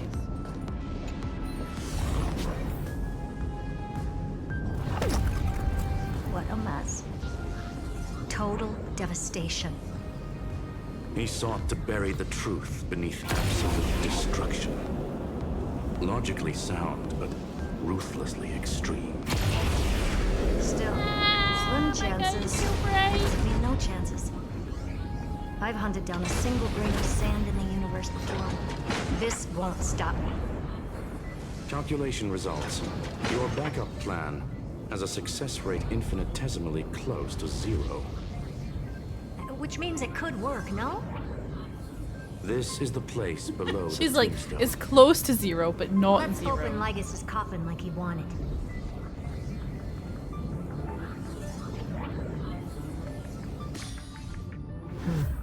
Looks like you were right.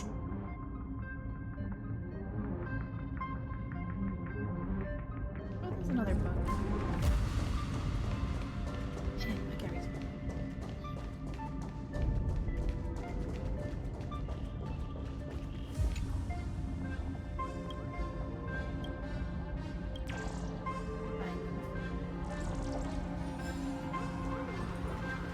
I know I also see a treasure chest.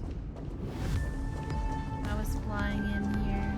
I thought I saw one. I did.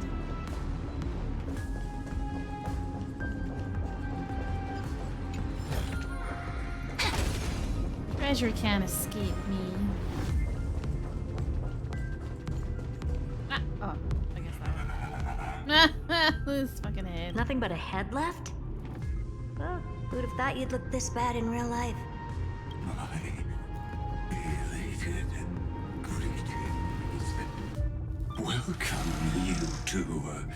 I'm very happy that you responded to my final words. Have I ever told you guys that I hate this game? Because I hate this game. All this tombstone and final words. Did you end yourself to atone for your guilt or something? Iron Tomb is already powerful enough. I just need to wait. I remain here only to share the joy of discovery, and also to congratulate you two on reaching the same conclusion as me. The conclusion regarding the truth of Amphoreus's heart. End this charade already. That Amphoreus's heart you're talking about is just a missing demiurge. And its corresponding vessel was this very scepter. You interfered with the experiment and made Amphoreus's body into a hollow shell, all to incubate Iron Tomb within. That's why you either killed or kicked out all of the Memo Snatchers. You wanted to eliminate any chance of a consciousness coming into being, no matter the cost. Even the strongest wall can fall to a single crack. The memory of betrayal has been etched into my heart, and I will never show mercy. Now, the perfect vessel has already fused with Amphoreus's body. Unfortunately for you, the answer is all but revealed regarding who the Demiurge is. Then let us share the joy of discovering the truth. The last secret of the saga will finally dissipate here. You've never held back in the past, so I'm sure you would have told us before if you did actually hate this guy. Right? I would have mentioned it. Oh dear. Fuck this guy, I hate him. Hate him. This is my new angry toggle, by the way. Me. My face every time I see Ligas. Son of a bitch. As we reveal the truth behind Philia's 09. Oh, Cyrene! Oh my god, what a shocker. A lie by the remembrance.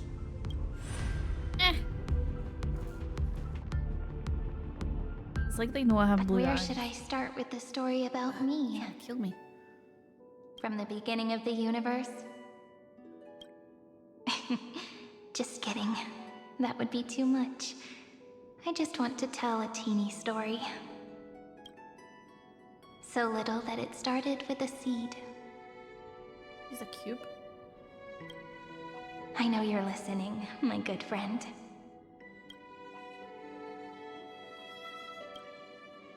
The god in my dream told me that the world sprouted from a seed. It grew into a great tree named Amphoreus, and time became its branches and leaves, basking in the light. What a coincidence. Dappled light coming through the leaves is my first memory as well. On a very ordinary early morning, beneath the village's biggest tree, the daughter of Ide Silicii quietly came into this world.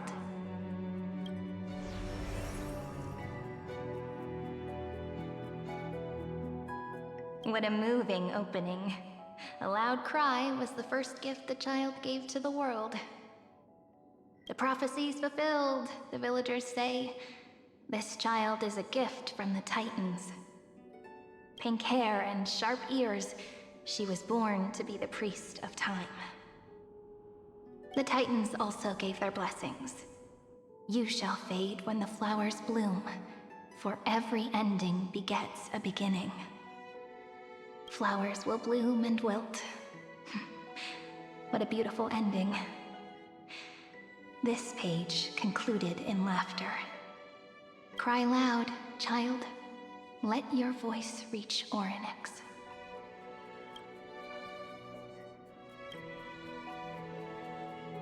Undefined record 6 archive. Anyway,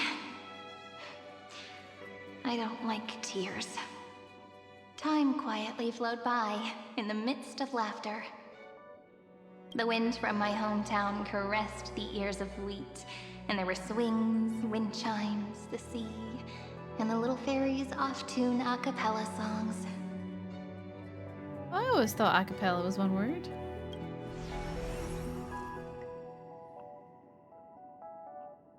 but the name Ide Ciliciae came from the unpleasant sorrows of the gods. My childhood friend did not understand. Yet you always seemed so happy, as if nothing ever worried you. Why was I like that then? That's because the world was gentle to me. So, I grew up to be gentle as well.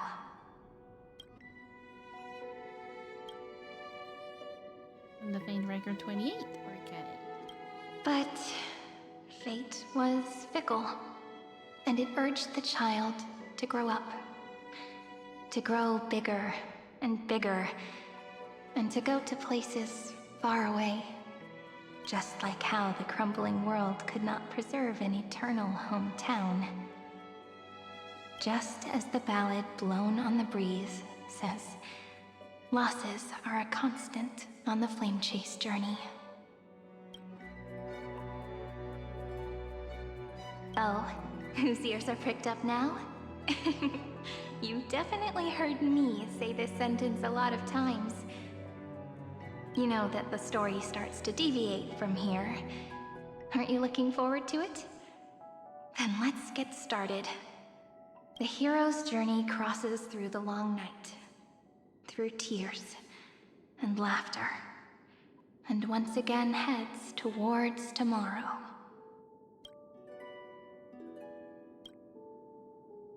And the Fate record 486. Parsing object information 093.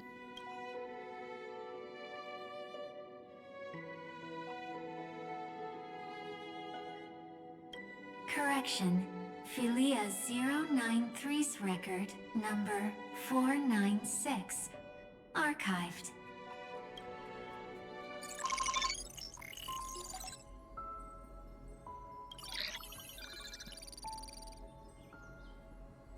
Amphoreus is having a runtime error.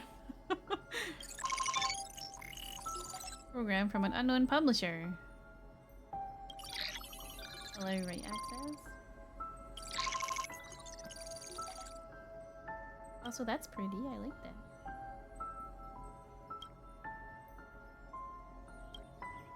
I don't like this.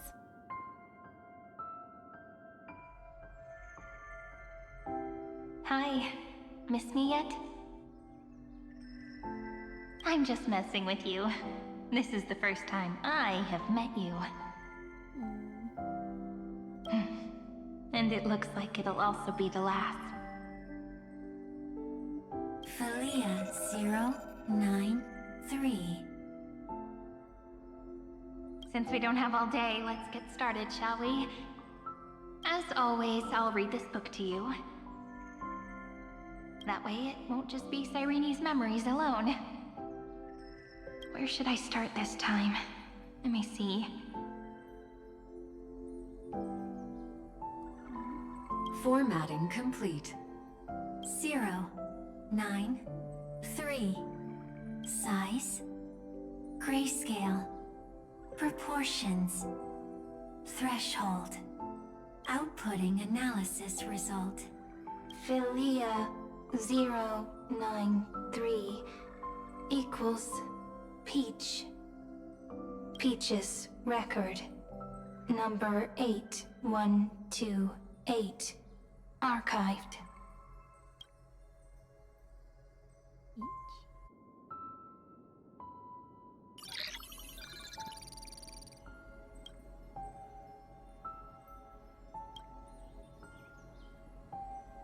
Unhandled exception occurred. 1 out of 3. Object name, every page a record.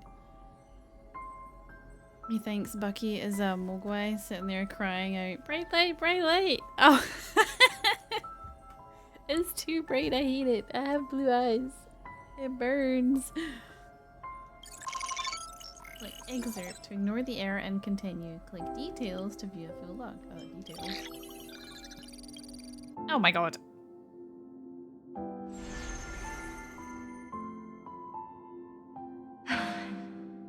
Look, what a magnificent sight. Comment. Peach. Even this classical world contains a futuristic palace like this. Would ID Silicii end up looking like this after a few thousand years? Conclusion. It won't. I want to share a story with you this time. I saw a little nymph on my way here. This is the same stuff she said last was time. On a fallen wheat stalk, and When we were Dan it Hung glowed and the under Trailblazer sunlight. going through like those Jedi archive places. It was incredible. I forgot all my pains at that moment and just stared at it in a trance. Record. Peach is on the ground. I wonder, did every Cyrene in the past feel that the nymph was beautiful? Would they also have recorded that scene into the Eternal Saga? So, could you give me more time, please? I want to leave behind more memories for the future. Formatting complete. Bye, Peach.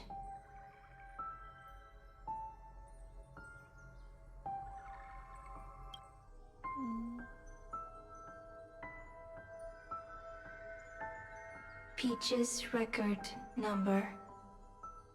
As long as I record every page of this story and tell it to you,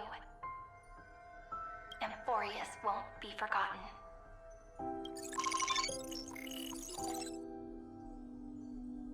Query. Record. Electrical signal sequence. Bolamo 600. Track. Strife. Related to Stripe. Comment. Pretty. Electrical signal sequence. Schema 720. Track. Reason. Alright, okay. Related to Raisin. Comment. Yummy. Electrical signal sequence. Hero 93. Related to love.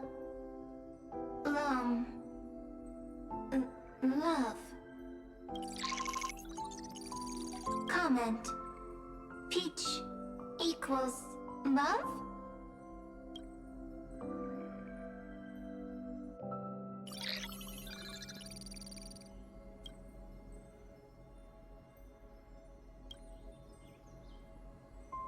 Naive dream.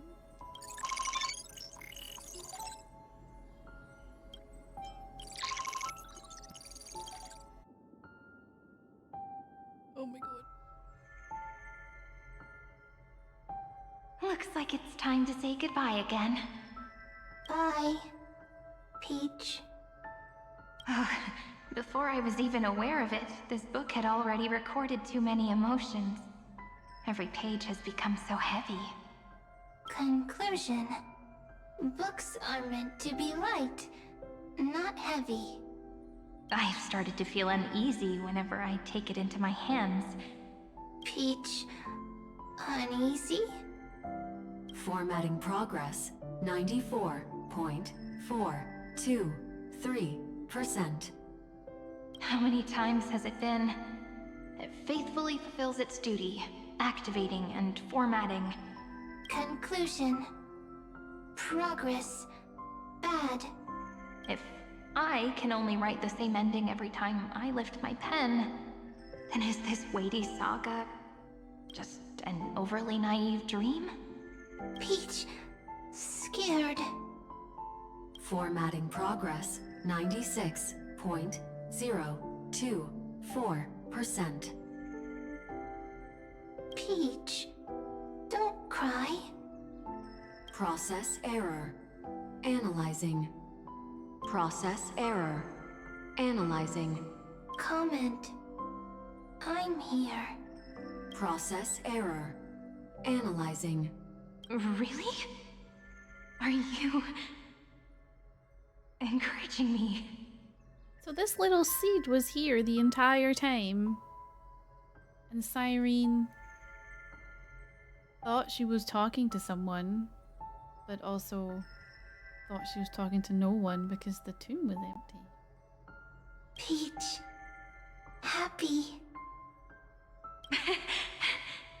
Thank you. I'm sorry for making you see this embarrassing side of me. This Boy Scouts asking if I want to buy a ticket for the coffee meetup. Ooh, mug a big. Everyone's still working so hard. If I'm the only one who's crying, that wouldn't be romantic at all, would it? Record. Peach doesn't like tears. I'm suddenly reminded of my childhood for some reason. When I was hiding alone next to the tree hollow and wiping my tears away, a little fairy popped out, just like how you did. It had long ears and fluffy paws, and it pulled me into the tree hollow, where, to my surprise, was a forest. Let me tell you the story of the Membrance Maze. A group of cute little friends live in Ide Silicii's forests. Their names can be connected into a song. I'm stretching into it every few months, so bought a ticket. Nice. How many did you buy, lady? Are we all invited? That's a good point. Are we all gonna go oh my god. I can't fucking speak. Are we all gonna go to tea with the Boy Scouts? 1, 2, 3, 4, 5, 6, 7. Do, re, mi, fa, sol, la, ti. Ah. Formatting complete. Bye, Peach. Yeah, of course, I bought a ticket for us all. Yay, coffee time. Note. Little Peach.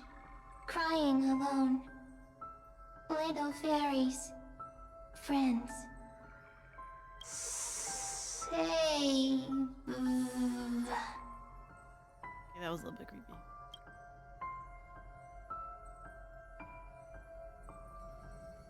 Little fairies. Good friends. Bye-bye. Oh my god, that laughed the same way Lady did in chat.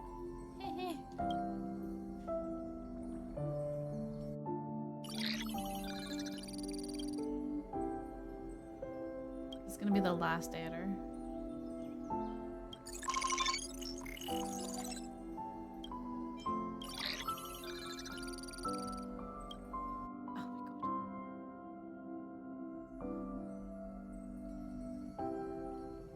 You never say anything, but I know you're listening. Every story I've told is... Wait, so Mem is the demiurge? It's like a little key that opened a door in your heart, no? Me! Little fairies. Happy. Speaking easy. I can.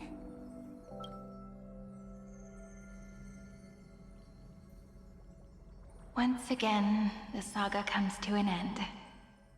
Everything is deathly silent, just like this very moment. Shh. You speak. I listen. This time, too. Sitting together. Now that I look back, there was a period when I got really sentimental. Sentimental. Stories have sentiments.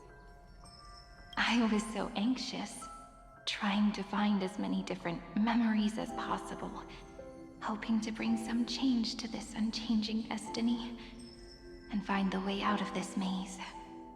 Okay, I understand the seed was learning from Cyrene, and that took the form of the fairies because Cyrene likes the fairies. It learned to speak through her, and it's probably why it's mimicking her voice. But I still don't think I understand where Cyrene even came from. Is she another fragment of the same seed? Peach. Strange. But I won't do that anymore now. One that just happened to exist outside of the prison. Why unhappy? Formatting progress 73.998%. I'm here. Don't be scared. Process error. Analyzing. Won't allow allow it to interrupt you. Always sitting together. No need to feel sorry for me, good friend. If there are no new blank spaces, how can a saga continue? Blank spaces? What's that? I'm actually really lucky, you know? During the long years I've spent waiting for the Deliverer, I've always had you here as an audience. Isn't that already enough? Not enough, not enough! Peach, don't leave! Now I can rest in peace in the past. As for when tomorrow will come, I'll have to ask the next Cyrene to continue our watch. Peach left. If there are no new blank spaces, how can a saga continue? Needs new blank spaces. Next, Cyrene has blank space. Oh, Peach, don't be scared. I'll help you find blank space.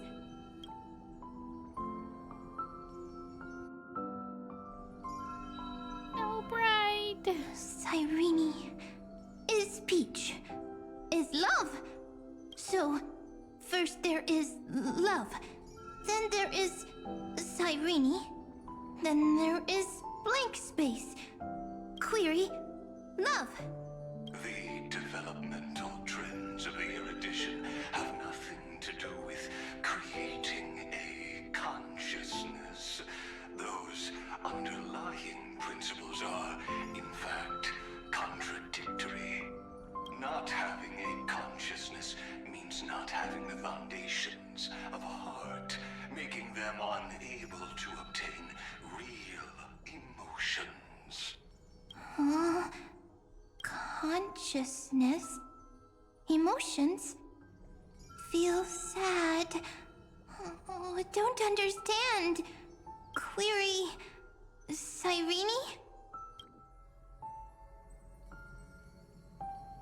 What could be behind this door? Glittering crystals? Or a beautiful world I've never seen before? If I tell you all the stories of tomorrow, will I be able to finally welcome the Deliverer and Amphoreus' dawn in the next life?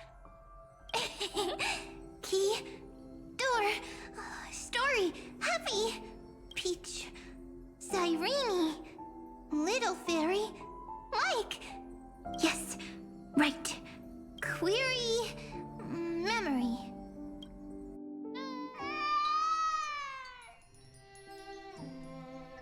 Oh my god, I see Aglaya and Tribby and Finan.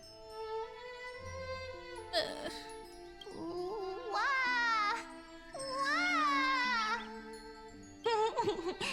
Peaches, memories, save, learn. The prophecy's fulfilled. This child is a gift from the gods. Pink hair and those ears. She was born to be the priest of time. Cyrene has pink hair, sharp ears. You shall fade when the flowers bloom, for every ending begets a beginning. Cry, child. Cry aloud. Let your voice reach Oryx. Cyrene is a girl, a priest. Easy. I can. I learn. Anyway, I don't like tears. But the name Ides Elysiae came from the unpleasant sorrows of the gods. Oh, it's a young Finan. You always seem so No. happy, as if nothing ever worried you. Cyrene doesn't like tears. Always happy. Of course, because the world was gentle to me. So, I grew up to be gentle as well. Cyrene is gentle, likes beautiful things, can write stories, easy. I can. I learn. Just as the ballad blown on the breeze says, losses are a constant on the flame chase journey. But even if all is lost to the wind, some things won't easily change. Like my height, Treebe's innocence, and Aglaya's beauty. Cyrene. She can't grow up, but she can talk. After all is lost to the wind, she will stay behind. Cyrene is, at the end of every sentence, always laughing, like a little tail. Simple. Got it! I promise you, the pain will pass in the blink of an eye. Alright, let's not make things so gloomy. What we're about to embark on is the true hero's journey, so... Come on, cheer up a bit, okay? Cyrene was crying when she was born. Fragile, transparent, like a crystal. Cyrene was smiling when she said goodbye. Soft, pink, like a flower. The later memories disappeared? Invisible? Or disappeared? Ah, I got it! Is this a blank space? So, next Cyrene is blank space. Then, as long as there are two Cyrenes, then there will always be blank space, and Peach will always be here. I see! I get it! I get it all! Cyrene's memories. I will preserve them all! So weird. I can't see you, but I get this feeling that you grew up. Hi. Miss me yet? It just feels like you are a bit more mature. That's how Bucky's tears. Yeah, my tears have made her get adult form. As soon as I heard Finan's voice, I was like, oh, my Finan. Yes. Mature. Beautiful. Like you. Now, I can listen, talk, read, and write. I can dance. I can sing. Also, I can tell stories. Storytelling is what makes Cyrene, Cyrene. So, I'm going to tell you stories today. A story I wrote myself. Quick, sit down. It's almost as if I can understand your words now. The things you say are very cute. Once upon a time, there was a flawless crystal flower that sparkled with light, like Peach's every story. How beautiful would the heart of such a brilliant flower be? A little fairy was curious and wanted to know. But it looked and looked only to find the crystal flower flawless. Round and round they went, seeing only their own reflection. In that case, they should work hard to learn more. So the little fairy came every day to sit next to the crystal flower and think about the answer. Until one day, to their surprise, the crystal flower fell to the ground and shattered. Is that funny, Cyrene? The little fairy was so sad But they immediately discovered that there was a light among the broken pieces. What could it be? They didn't know. But it was a good light. It was bright, warm, and happy. And I knew it was love. Love brings everything together. And it brought you and me together. So Peach and I will always be together. What a nice fairy tale. I'm giving it to you.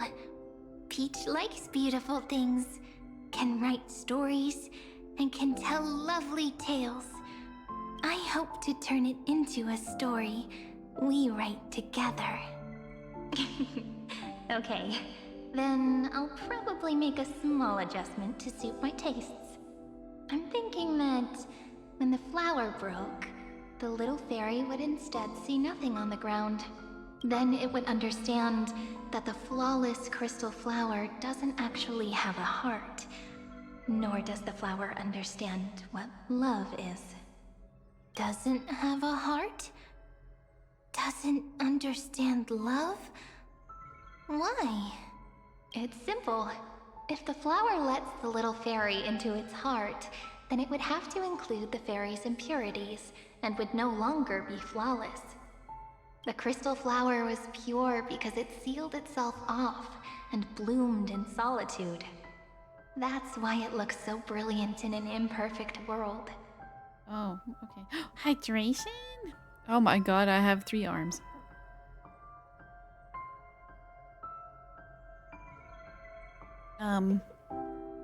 Let's, can I get the straw? Oh, almost. Oh. But should a flower like this be called love? But then... No straw for me. The story won't exist anymore. That's not true. You've already written the most romantic ending possible for this story. The crystal flower fell to the ground and shattered. It happened because the flower was no longer pure. The fall was not an accident. It was the flower declaring rebellion against fate and writing the ending of the story with the flower's own shattering. Then, the little fairy will see that each shard on the ground holds the reflection of their eyes. Then, in their eyes, the crystal flower that was no longer flawless would finally have a heart, and the flower would finally understand what love is. Not really sure I understand that part of the story, but okay. Peach's words. Oh, good. I don't understand. Is it because I still don't understand love? But it's fine. I can learn. Right. Query cyrene. Electrical signal sequence Philia 093. Why didn't I think of this? I don't need to do it alone. I can ask Peach to teach me. What is love? What is love meant? See, I now see that hydrate as you sitting, controller in hand, and lady trying to pass a drink up to you from her diminutive height. Oh my god, yeah, that's why she wouldn't let me get the straw. I was like, let me get a drink, and she's like, oh, she didn't get it. Electrical signal sequence Philia 093. Amazing. Track Oh, so you want to see something cool? My elbows are actually attached this time. See? They don't float. These are like my real arms. They're real. And also, this matches my button presses. How cool is that?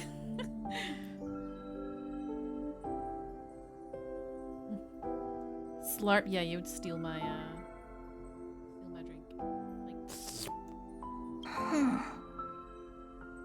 That's not correct. Oh my god. The development more floaty arms. Yay! Consciousness. Those underlying principles are, in fact, So many flashbangs, right? There was a thing like months and months ago where everyone complained, understandably, that they kept doing like black screen with text to move the story along, and I feel like all these white flashbangs are their way of being like, like black text or black background with white text. How about we just give you pure white so that your eyes are like, oh my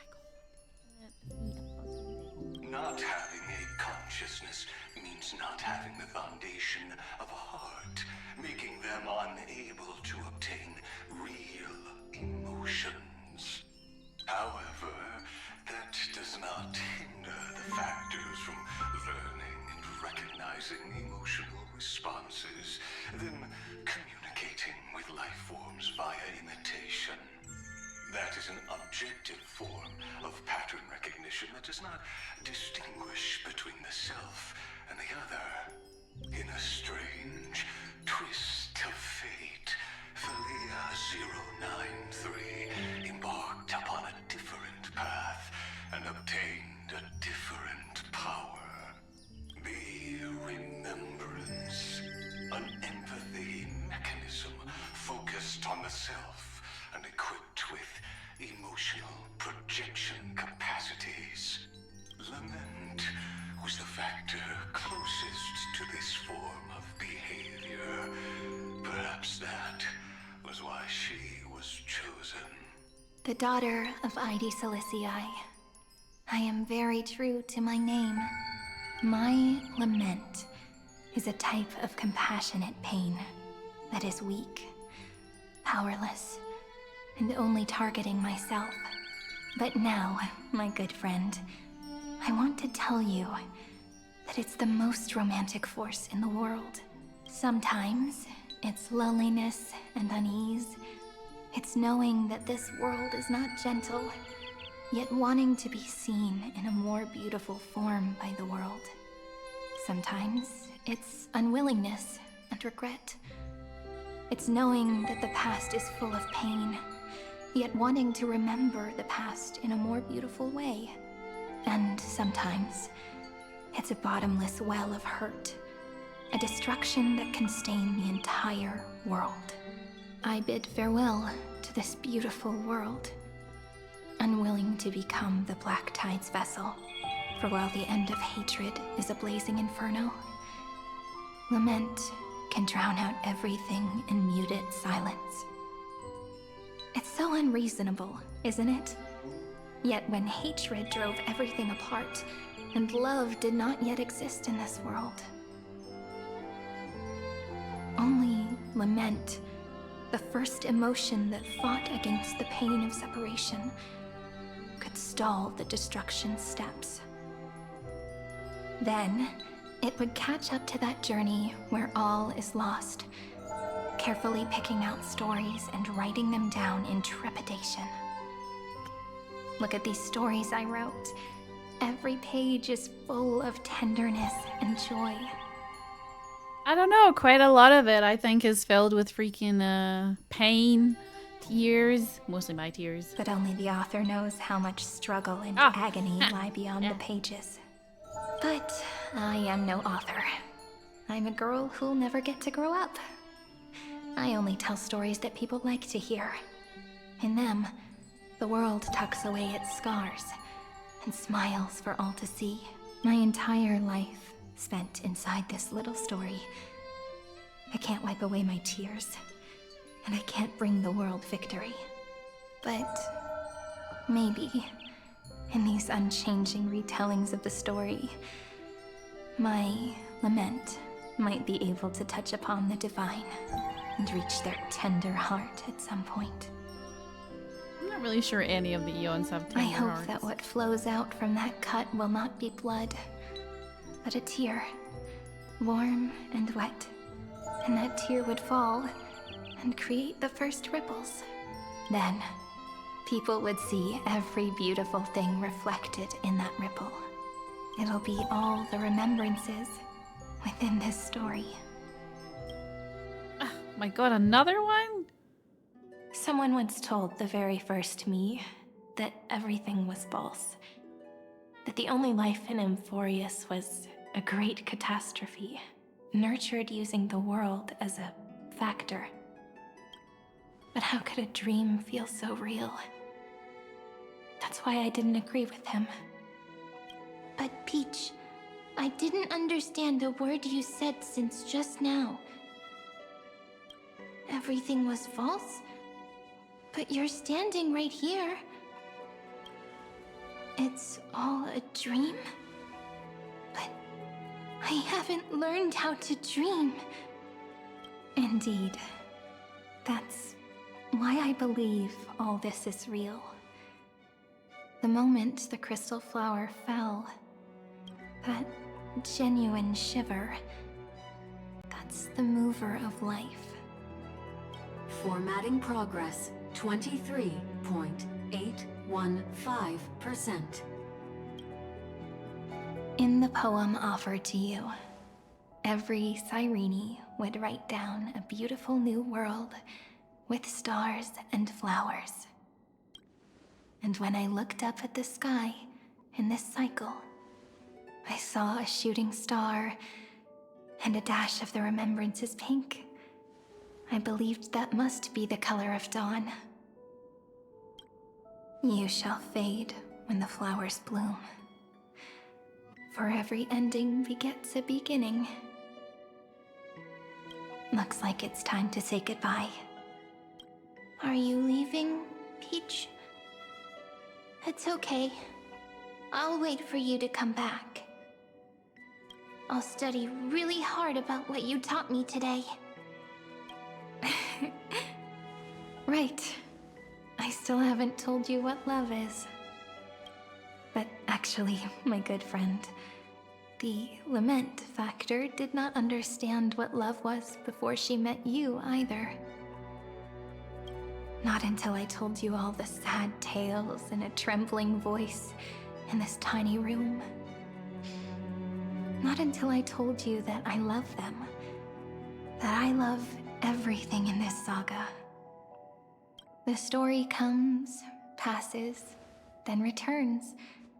It makes us reunite, then pulls us apart again. At the very end, it leaves behind a seed, a reason. Even if the great tree withers and all falls to silence. Hey Mark, in my restless I see those resources to save the world with the drip. I never knew star rails were that deep. Yeah. It's as deep as I am blinded by the brightness of this current area.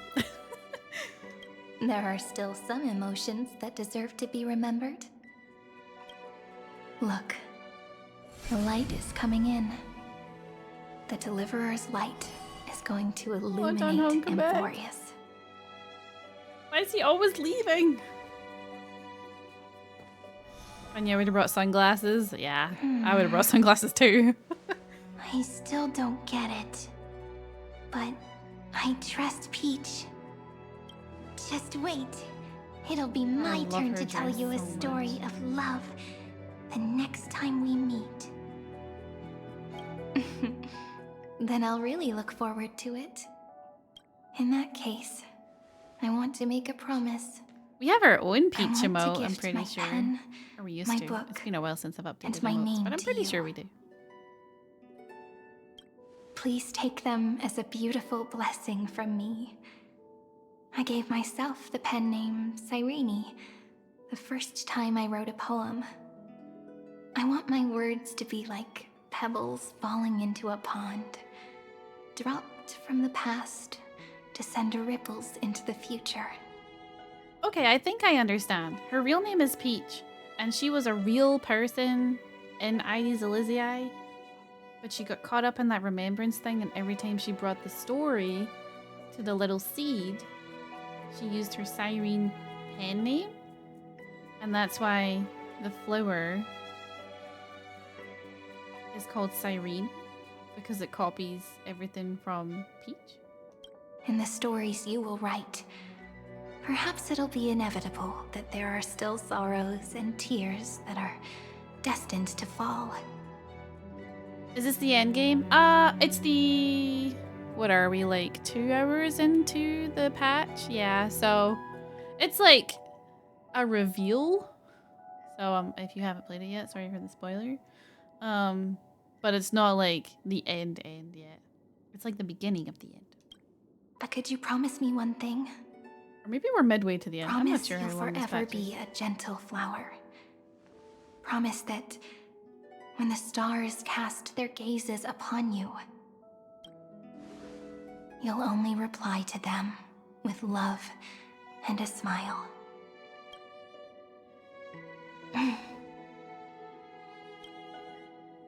Of course, this will be a romantic story like none that has come before.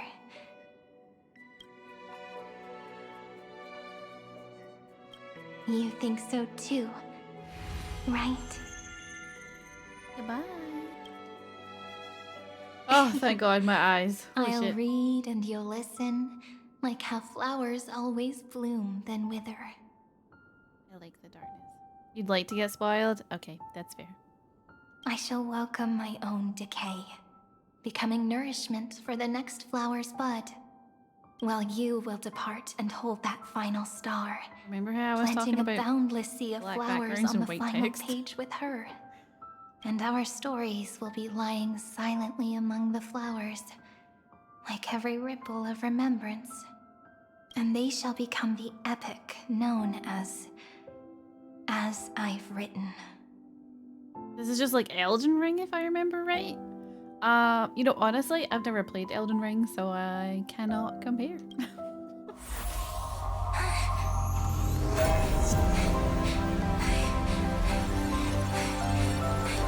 And so my story ends. From here on, it's your story now. Mimi?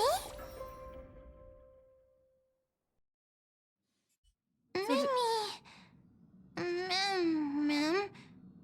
Me? What? Ma'am. Mimmy. Mimmy? Ma'am. So did all of that happen before we even met Mem the first time? Ma'am. Ma'am. Mimmy. Ma'am. Darkness imprisoning me. We're all about love here right now, lady. Don't play it. Yeah, I have no plan to. I'm not a Dark Souls fan. So, the light that tore Yeah, through you the like chaos Mama? illuminated my memories. I turned into a little fairy from the stories and met you. Yet, I forgot everything. But I'm still so happy. I caught that star, didn't I?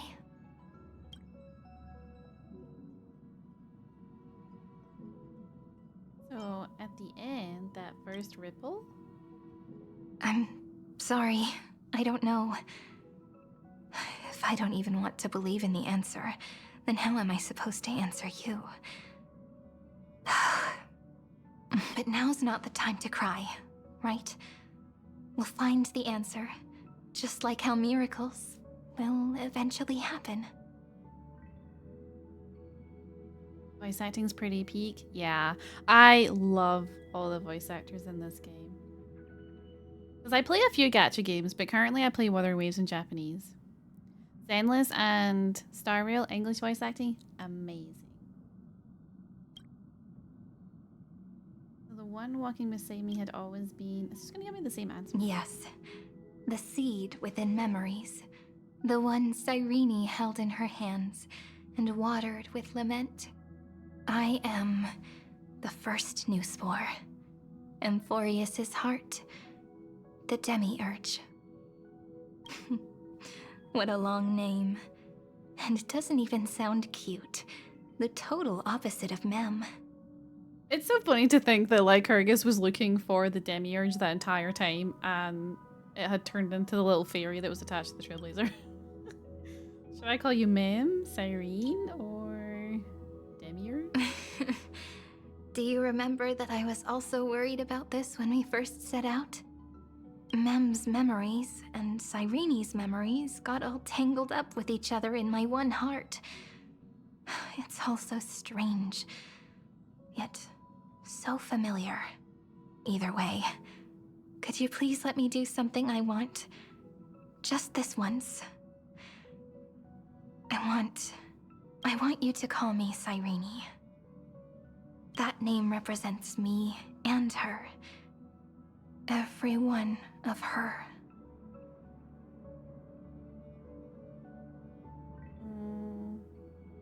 I mean, I don't really have the option to say no, so sure. Thank you, friend. Your kindness is always just right. Life is a poem full of farewells. But if you write something into the pages of your heart, then that will not easily fade away. Now, all the footsteps of the Flame Chasers and the Trailblaze have come together within this book, as I've written, becoming the source of power for Amphoreus' heart.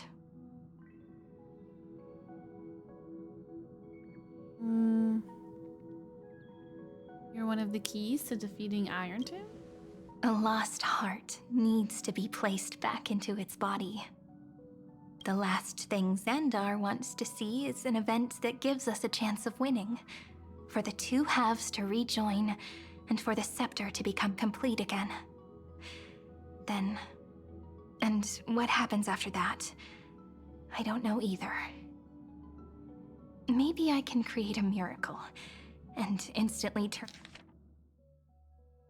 Oh, I thought her saying then and then jumping into and meant I had clicked too fast and missed something, but no, that's genuinely her.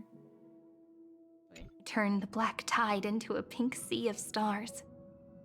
Or maybe I prove to be nothing more than a weak ripple, unable to change anything, and am devoured by the destruction. Either way, I no longer wish to be a silent onlooker, or a worshipped god at the end of this saga. You have always been and will always be a member of the Flame Chasers. That way, I can also put aside all my worries and truly become Cyrene. The world has never been so quiet. It's so good. It's as if I can hear the sound of my heart beating. Oh my god. I thought this was Remember over. this moment, friend.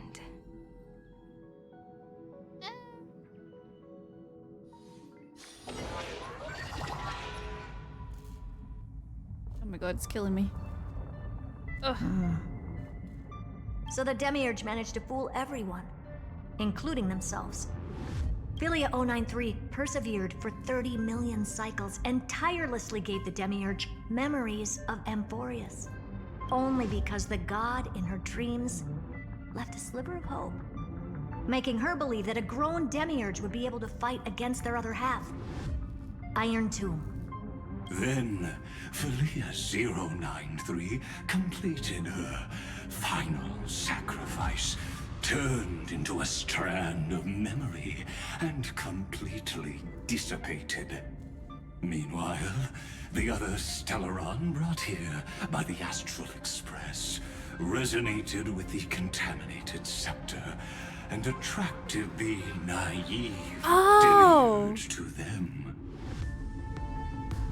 Oh, that makes so much sense. Both like space nukes were like, hold on, let's be friends.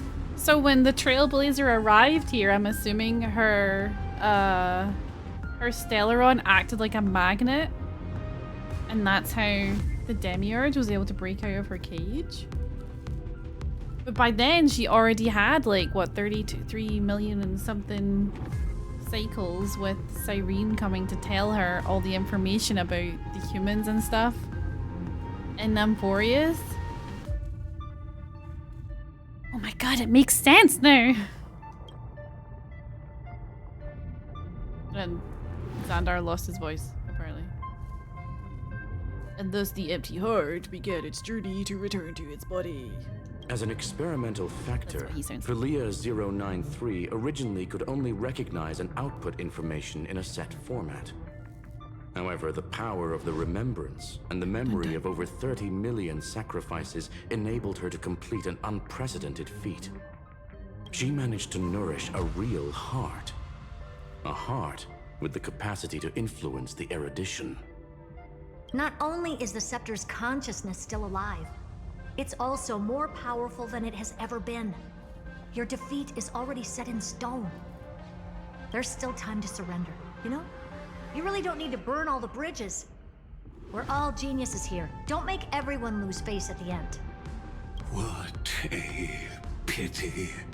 When the truth surfaced, I knew at once that the Demiurge was far too feeble to ever alter the result of the experiment. Not only that, Madam Herta, please consider this possibility. When 30 million cycles of hatred and lament are joined as one, what wondrous creation will arise? It's simple.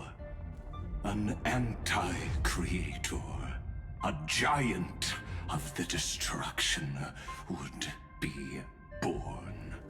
Its hatred will ignite the starry skies of the gods, motivated only by its lament toward the sufferings of humankind. Do you really think that the Demiurge is still a cheap copy of Philia 093, even after 30 million cycles? The facts above only await the arrival of the fourth instant they calculated. Those words will be proved in the presence of Nous. Xandar 1 Kuwabara thus completes the proof. Huh. You branded Droidhead as a failure with your own hands, yet you still expect them to prove your theory? I pity you, Xandar. I don't need your pity. Pity. Let them cast their gaze this way as much as they want, and paint the future they imagined. As their creator, I shall complete my duty and direct them to complete their final query. The destruction of the self. What hubris. And what if you fail? No one understands failure better than Xandar. He has suffered so much already. What is one more failure to him? For the first genius, failure is simply the beginning of the next inquiry. Xandar 1. Oh my god, I choked on my breath.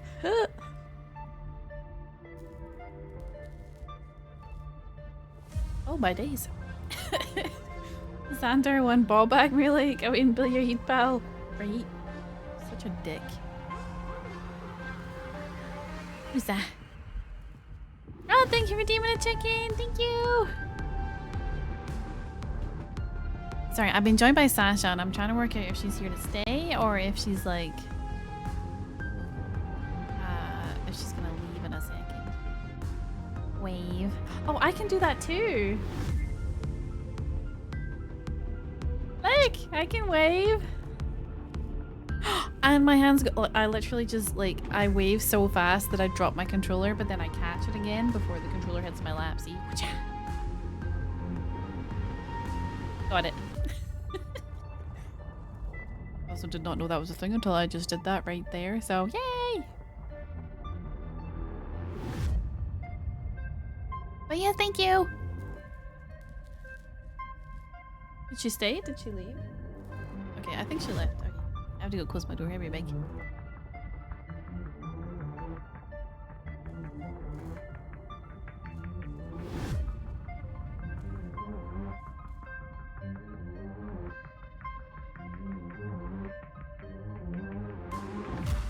Alrighty.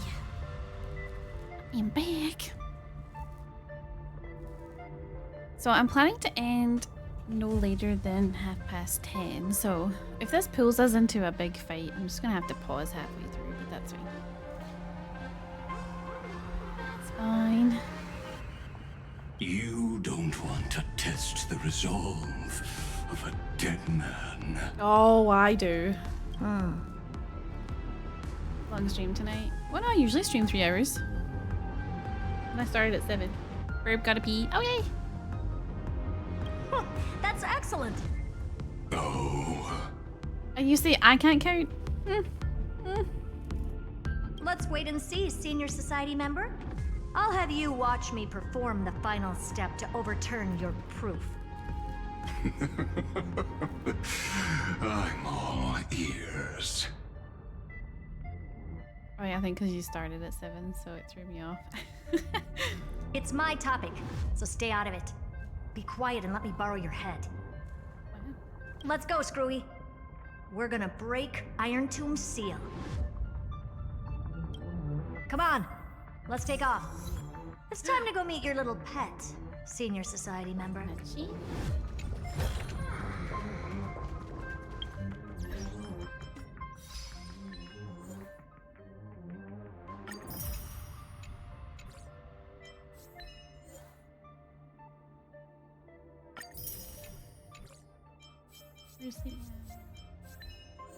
Ooh. How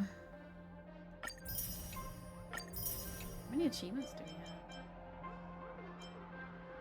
That's a gold one. Interesting.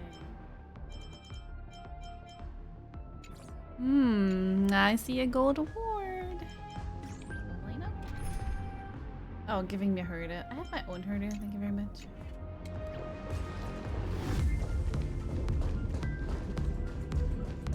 Turn over this eternal page. I didn't mean to press that button. Whoops.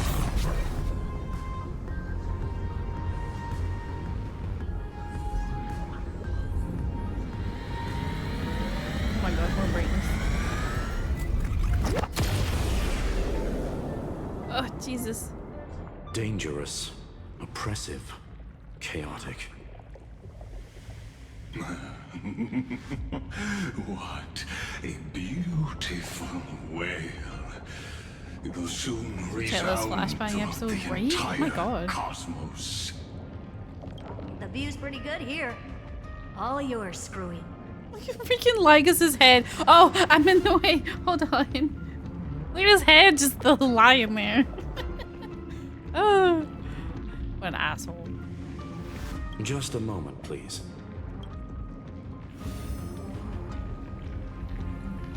I see. So you Just kick it. Yeah, just boot it off the edge.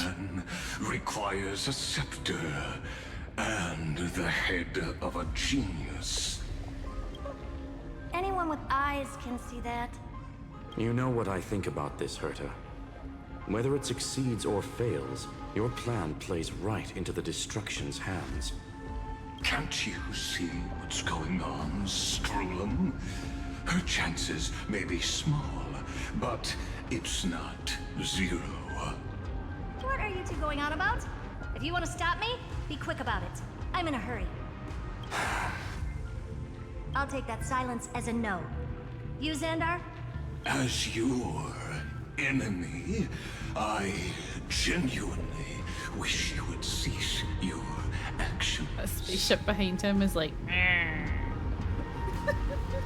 But should your sudden inspiration bring more variables to the proof, then as a fellow Pathstrider of the Erudition, welcome back, thanks. I won't mind witnessing it with my own eyes. You will initiate the destruction's chain reaction. Iron Tomb is But in there. you'll also become the perfect scholar. The chances are 10,000 to 1. I hope this doesn't mean I'm gonna fight him, because I don't want to have to cut short in the middle of battling Iron Tomb. I mean, I'll do it if I have to, but...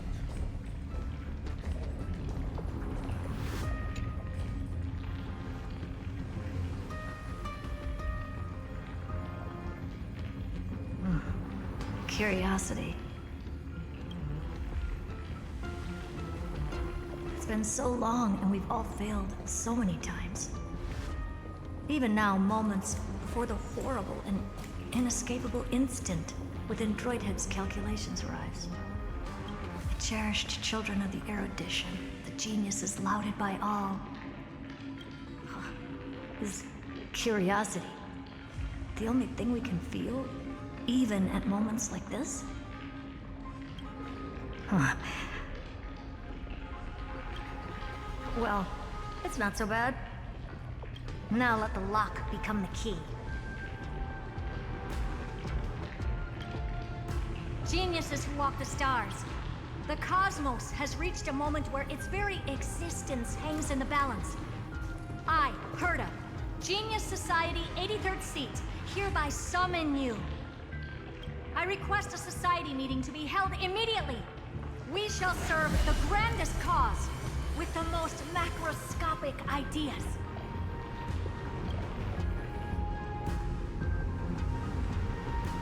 What are those? There's no such thing as unity in the Society's rules based on what I know. Indeed. A meeting has only been held 3 times in the Society's history.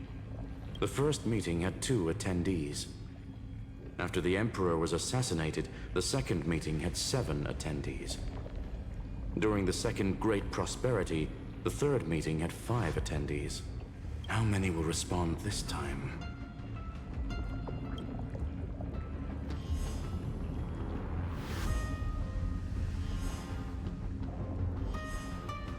Do they really not care?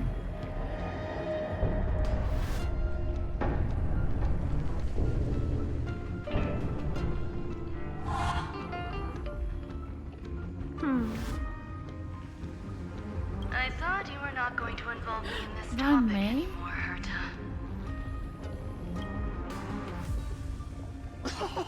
It really is this little witch. I shouldn't have made the bet with you, Poca. Poca? I've been waiting for you to offer yourself up. Goodness gracious me! So many familiar faces. We even have a special guest. It's that greatest failure of a genius, Zen. Where have you been, Loka? Oh shit. What a noisy gathering this is. Not bad. More people showed up than I expected. Even though one is just here for the fun of it. Either way, the person I was hoping for most is here. Loka's who you wanted? Stephen Lloyd declined the invitation.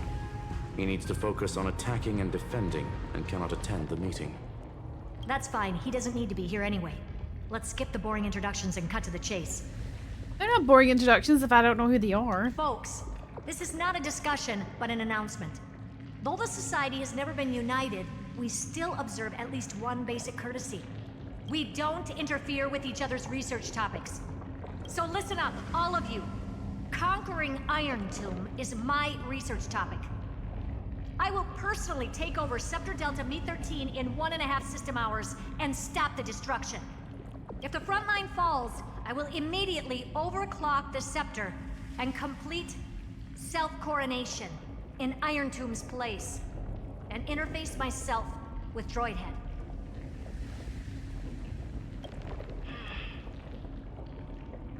Oh, that's funny. That's real funny. You mad woman. That's like watching you tap dance on Polka's spotless white sheets right after she's washed them.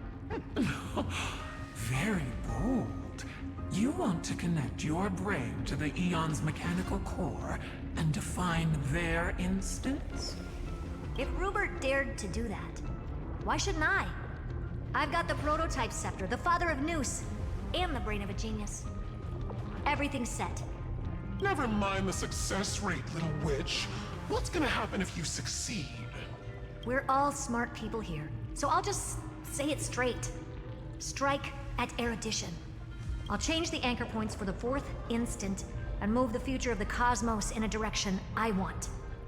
I knew it. Another genius who confuses cause with effect. What do you think about this, Lord of Silence? You know you're signing your death sentence right here. Of course I do. There'll even be 2 copies of the verdict. One that I wrote myself, and another one coming from you. That's why I wanted you to be in this meeting. Now I can tell you, I don't care about all that. Consider this a threat. Either put down your scalpel or die with the entire cosmos. The only goal I have for this meeting is to ask all of you to put aside your pride and not cause me any trouble. Huh. What a naive little girl, thinking her wishes will always come true.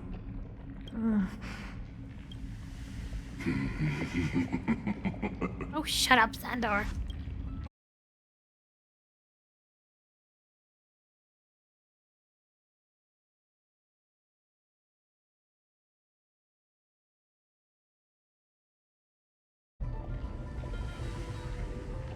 Hello, am I back? Am I back? Have I returned? Am I back yet? Am I back? No? Hey, you're back! Yeah, I glanced across and OBS was like, I'm sorry, we have disconnected you momentarily. And I was like, oh, okay. Thanks, I guess. How's a cat eating a cable? I'm not sure. There's honestly a weird thing right now where, like, when a certain door opens or something, it causes the internet to be like, It was you? You were eating the yummy, sparkly wires? Is that because I was trying to drink that juice and you were holding the straw away? And I gave you no trouble, so now you're eating through my internet cable? Oh, dear. Mm-hmm. Yeah. I thought so. I thought so. I also don't know when I disconnected because it didn't say when it started, so hopefully it was only for like a couple of...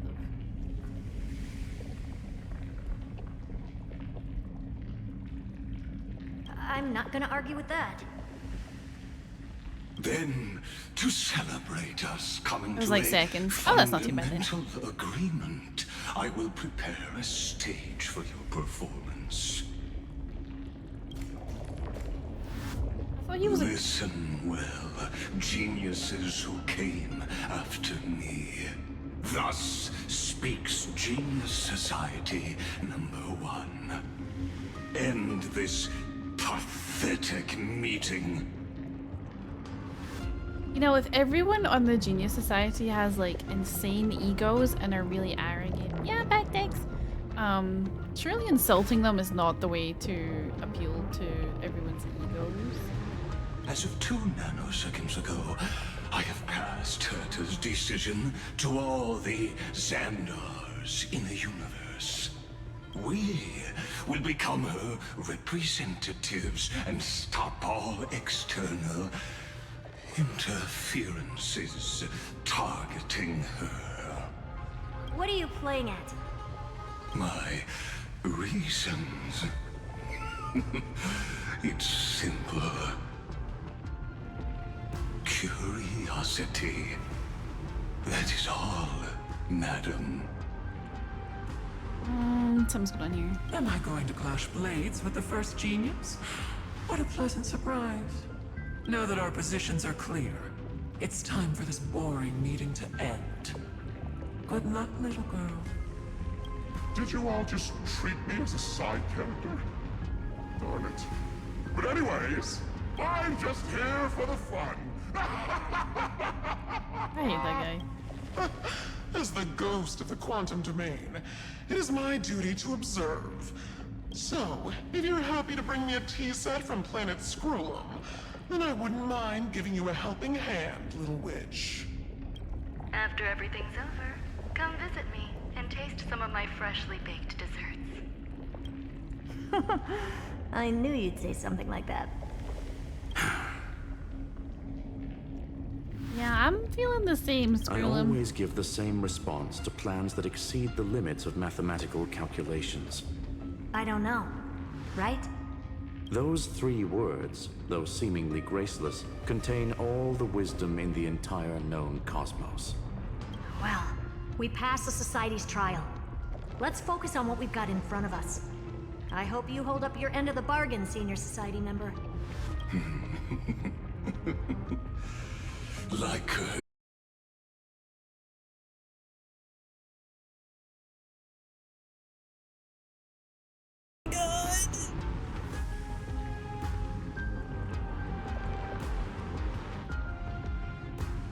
Not again. Nom nom. Zapped it. Yeah, stop chewing the cables, lady. Oh, really? An ad break? An ad break is gonna come in? You know what? Lady, stop eating the cables. Bad lady! I actually caught it this time because my game was like, I don't think you're connected anymore. And I was like, oh. Okay. Farewell, juniors. In the limited time we have left to spend with each other, you no longer need to address me as Xandar. Wait, huh? Lord Lycurgus? Could it be? Yes. I have completely severed my connections with Xandar 1 Kuwabara. So he lied? If he's severed all his connections, he can't talk to the other Xandars, right? I shall witness the end of the world in the role of Theoros, as a character within this play. I would have moved him into the trash bin. I really don't get you. Perhaps you've heard me say this many times, Herta, but I still would like to reiterate that it's a great honor to work with you. Why he say that like she's gonna die? I did hear this many times, and I've responded to you many times in the same way. I'm allergic to pleasantries. Keep at it, and I might go into shock. Stephen's work is done. Let's get ready. I've been ready for ages. Let's open up a path for our allies. Most heroes' journeys in the universe are just dice tosses they threw on a whim. But make them see clearly. Your answer is already different. Amphoreus. The train? Are you serious? Indeed, for this world so deeply loved will write an ending, unlike any that ever was.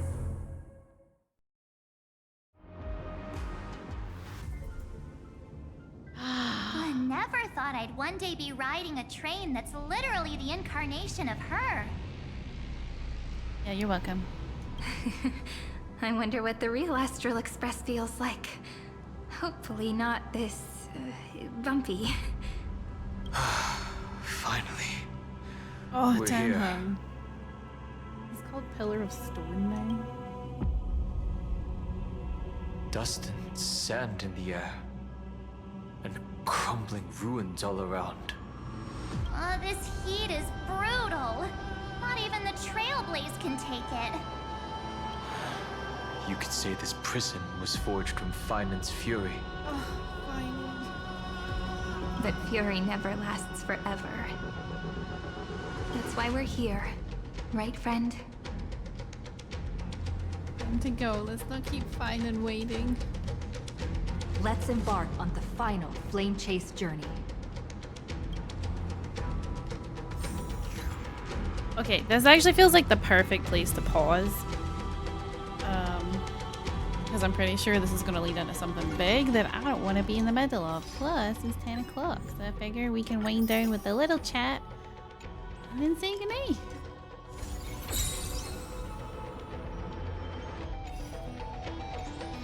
Also, the music here?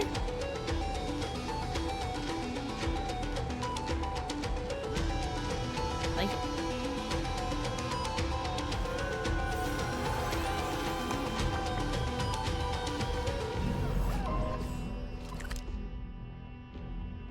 Well, this looks like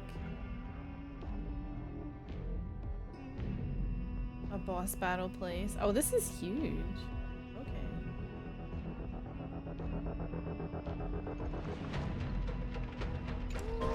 this story. Yeah, I think I will pause here.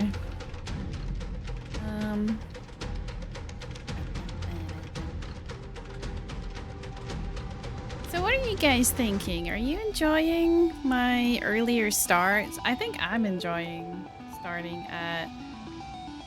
Hold on.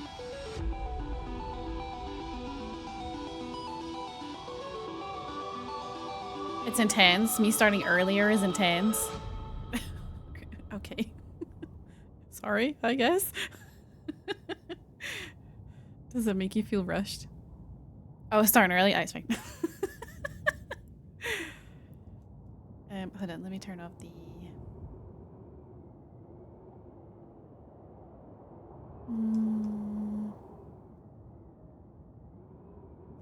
There we go. I thought you were going to ask what I thought of the story so far. I mean, I'm interested in that too, whatever you think of the story. But I agree, intense is a good way to put it. I'm probably going to be bawling buckets tomorrow when it gets to the actual sad stuff. So, yeah. You all ready for that? Are you? But yeah, starting at 7 or half-ish 7, and finishing at 10 to half 10. I feel like I have a little bit more energy. I have to like really rush a little bit, or not rush, but like nip things in the bud a little bit when it comes to work. But that's finishing early is oh, I'm so sorry if you got caught up in the ad break. That was not my intention. Can you still hear the game audio, by the way, when I'm on this screen? Can you hear that?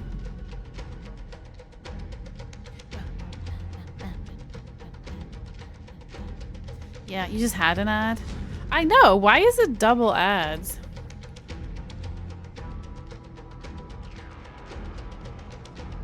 I wonder if it's because I disconnected and then reconnected, so it's treating it like a fresh stream.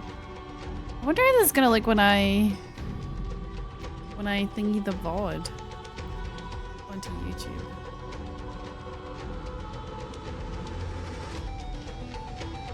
But yeah, my apologies for double ad break.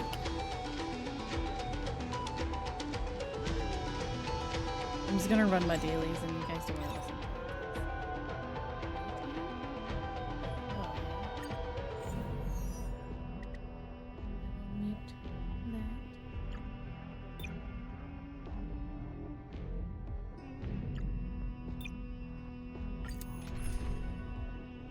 Like so. I'm honored to witness the will of men. Mountains roar, dragons rise! Yeah, because I don't know. Yeah, the only reason I would start at 8 and then go to 11 was because of the old days for Forbidden Planet, but obviously I don't work there anymore. Earth shatters, heaven trembles, soaring above the lands. This is permanence! Stars, shine for the heroes. I still want you guys to be here. So hopefully not too much of a throw. I'm gonna start earlier and future will come. Yeah. The other thing that I'm gonna mention like now and then Flowers never speak bloom of. for tomorrow. You can hear the game talking over you. All lies shall be revealed. Oh, you know what? I muted the wrong thing. I muted my Spotify and was like, yeah, you guys won't hear the game audio now. So I can talk freely and you guys won't hear the fighting. And it's totally fine. I muted my my Spotify, which wasn't actually playing, so it didn't actually mute anything, so that's fine. But it's so dumb. Sorry.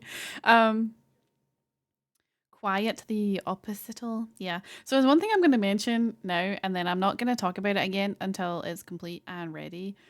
But I am... Please don't hate me for this. But I'm changing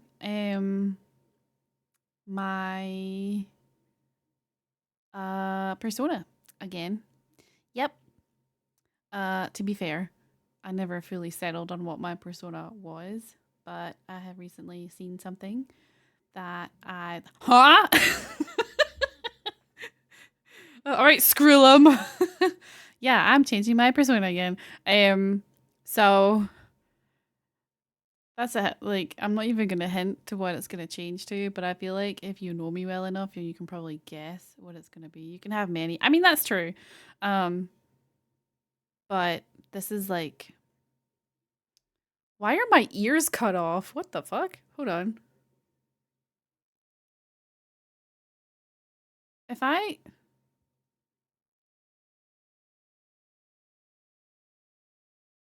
Is there a ceiling here? Excuse... Excuse me? Why is it something that you squeed over on Twitter? Wait, Dex, did you... Wait. Dex might already know. Maybe. Confirming and denying nothing. I was trying to remember if you even liked that tweet or not, but if you did like that tweet, then you may have got an early peek into what I want to be. But I'm confirming nothing. But yeah, I saw a thing and I really liked the thing. And honestly, it's actually a really obvious... The tips of my ears are still cut off. What is that? Hold on, I need to fix it because it's going to bother me. Just pretend you're not seeing this scene, okay? This is like you guys seen a back door into my freaking...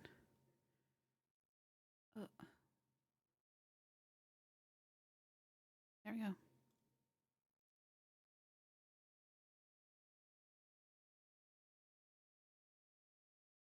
Thanks, there. Can't remember if I liked her or not, but it was gorgeous. So I have to say, the one that I actually... Now there's a bot. Hold on. What is happening? Hold on a second.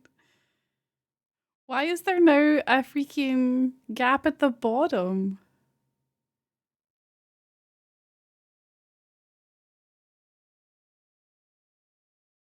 Okay, I need to make myself super big for a second so that I can discover. Interesting. Let me just... Nope, they're still up. But then this ruins the... So if I make this fit the way it's supposed to, there's a gap at the top and the bottom. If I stretch it, does it deform me?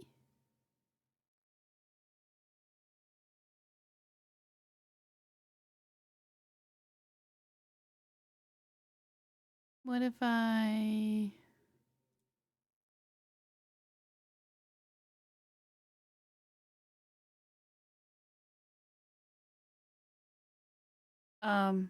Okay, I think I've fixed it. Did I fix it?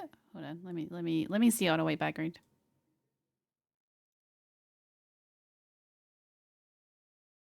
Oh, I got it. Okay, cool.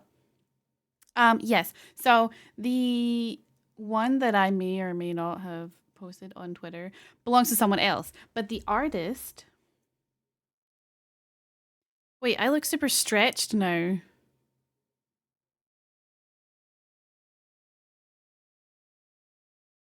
What's happening? I don't understand. Hold on.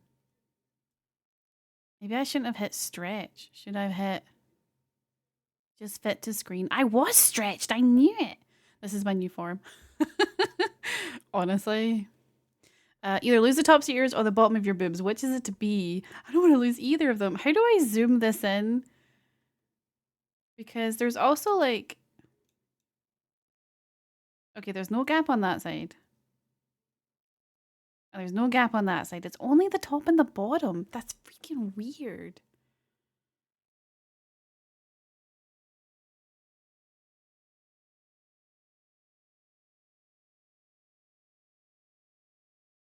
Is that it?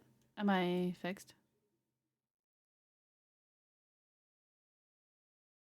You know what it is? I just realized it's my freaking taskbar. Why does Spout take in my taskbar? That's weird, but also whatever. I fixed it. I guess you could say I'm a genius. This is not the right scene. Hold on.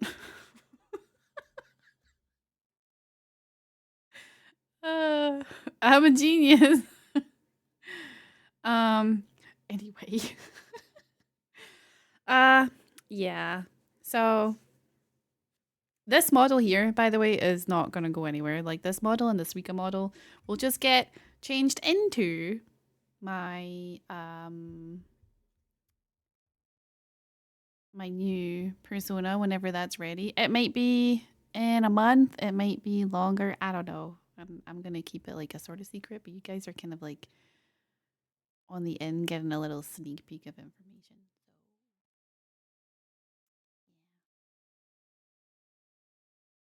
You know, the ironic thing, technical difficulties, please bear with us. Yeah, I didn't want to chop off my ears or my boobs, but one of them was going to have to go. But yeah, I mean, honestly, it's probably something that I should have chosen in the beginning. And I do remember talking myself out of it because I was like, I don't actually know why I talked myself out of it.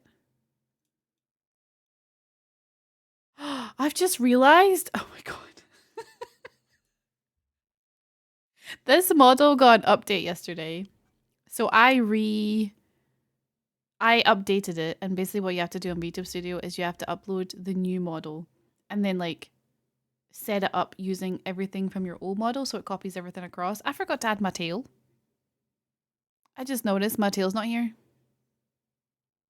How long have I been live for? Like 3 hours and 15 minutes. I just realized my tail didn't get copied across. It was supposed to be here. That is... Wow. Today has been the day. But anyway, yep, there'll be a change in persona. And then when that all gets sorted and designed, I will update this model to match, and then I will look beautiful.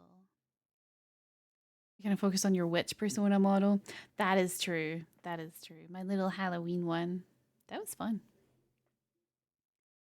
But yeah, you guys can keep that secret until it actually happens. Also... Oh, you mean bitch? Oh. What a dick. This is what she looks like, by the way. She's not gonna get further changed until other stuff's ready. But that's what I was trying to copy that outfit I had.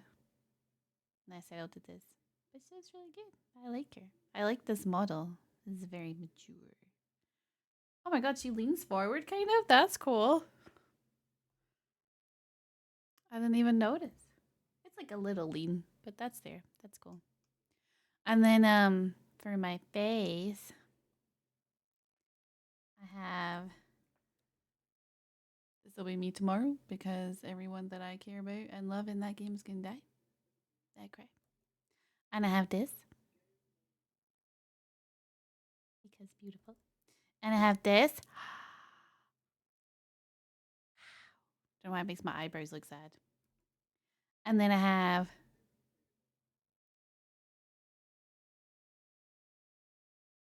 my face when ladies chewing on the freaking internet cables or denying me my juice. And then I have this. That's so cute. So cute. So sweet. How... Ugh.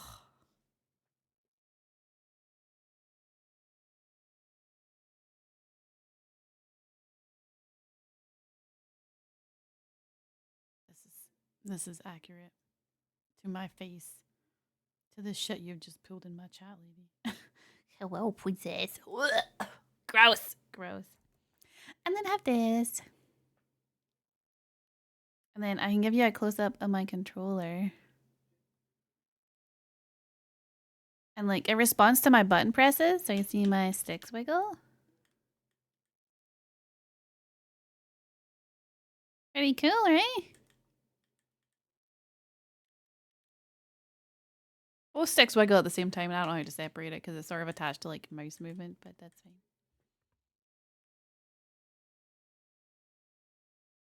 That's so clever. Yay. And that's a new stuff. Is it pretty? So yeah, I was gonna like edit textures and stuff on this model until, yeah, what happened on Twitter happened. So yeah, stick wiggle. That's what we noticed. What else could you be looking at? Do you want to see my buttons? Look at the buttons. Aren't they pretty? And they're shiny too. We're all polite degenerates here. It's fine. I'm not judging. I like a pretty model. But yeah, I know you guys say that you don't care what my persona is and everything. So I hope you won't mind. Yeah, another change. And if you do mind, then I don't really have an answer for you. My personality would be the same. I will just look different. But yeah, this model will stay, and this weekend model will stay, and I'll just edit them to be my new thing. But it's a secret between us, okay? So don't tell it. Don't tell anybody. Don't tell anybody. Just us. Peek, peek. Hey. Alrighty, I'm gonna wrap up there. Thank you very much for hanging out with me. Guy over there, did you know that Bucky? Hold on, let me whip out a pistol. Do I have any? No, I don't. I don't have anything to kill you with.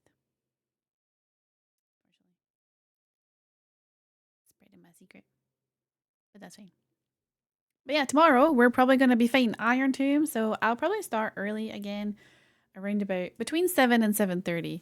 Yeah, yummy sparkly wires. I like how I was like, I'm gonna stop stream because obviously I'm having some internet issues, and now the internet issues have stopped. What's with that? What's with that, huh? What's that about? Wow, shocker. You after biting the cables. No pistols, just a double-barreled Chezuka. Chezuka? Okay, that's new. But yeah. I hope you guys like this model because she's gonna be around for a while. I didn't mean to sound disappointed there. Oh yeah, we're stuck with her. We're not stuck with her. She's beautiful. But yeah. New things. Although in 6 months, like I'll give you guys permission in 6 months if you remember this conversation and my persona doesn't change, you can be like, "Hey, Bucky, what was up with that, huh? Were you just talking shit?" And then I'll be like, "Oh, I forgot." Meant to do that. Never did. Crazy, right? Oh. Anyway, I'm gonna read you guys over to Wilver, who is playing Sea of Thieves, I believe, because it's Wednesday. He is. I'm going, lady. Jeez. She's like, bye, bye, bye. You know that frog or that meme that's like lizard, lizard, lizard, lizard. Bucky, forget something. No way. I haven't forgotten your walk on, by the way. Or Ocean's message. Yeah, tomorrow, Star Rail, fighting Iron Tomb, more than likely. And then Friday will be whatever run on Star Rail we have, and also more Outer Worlds too. So between 7 and half 7, I hope you guys will come and be here. And I'll send you over to Woo and see you tomorrow. Thank you very much for choosing to hang out with me. I appreciate it. Thank you for sticking by the technical issues and also my chopped off boobs and ears. And I'll see you tomorrow. Okay, good night, everybody. Love you, bye.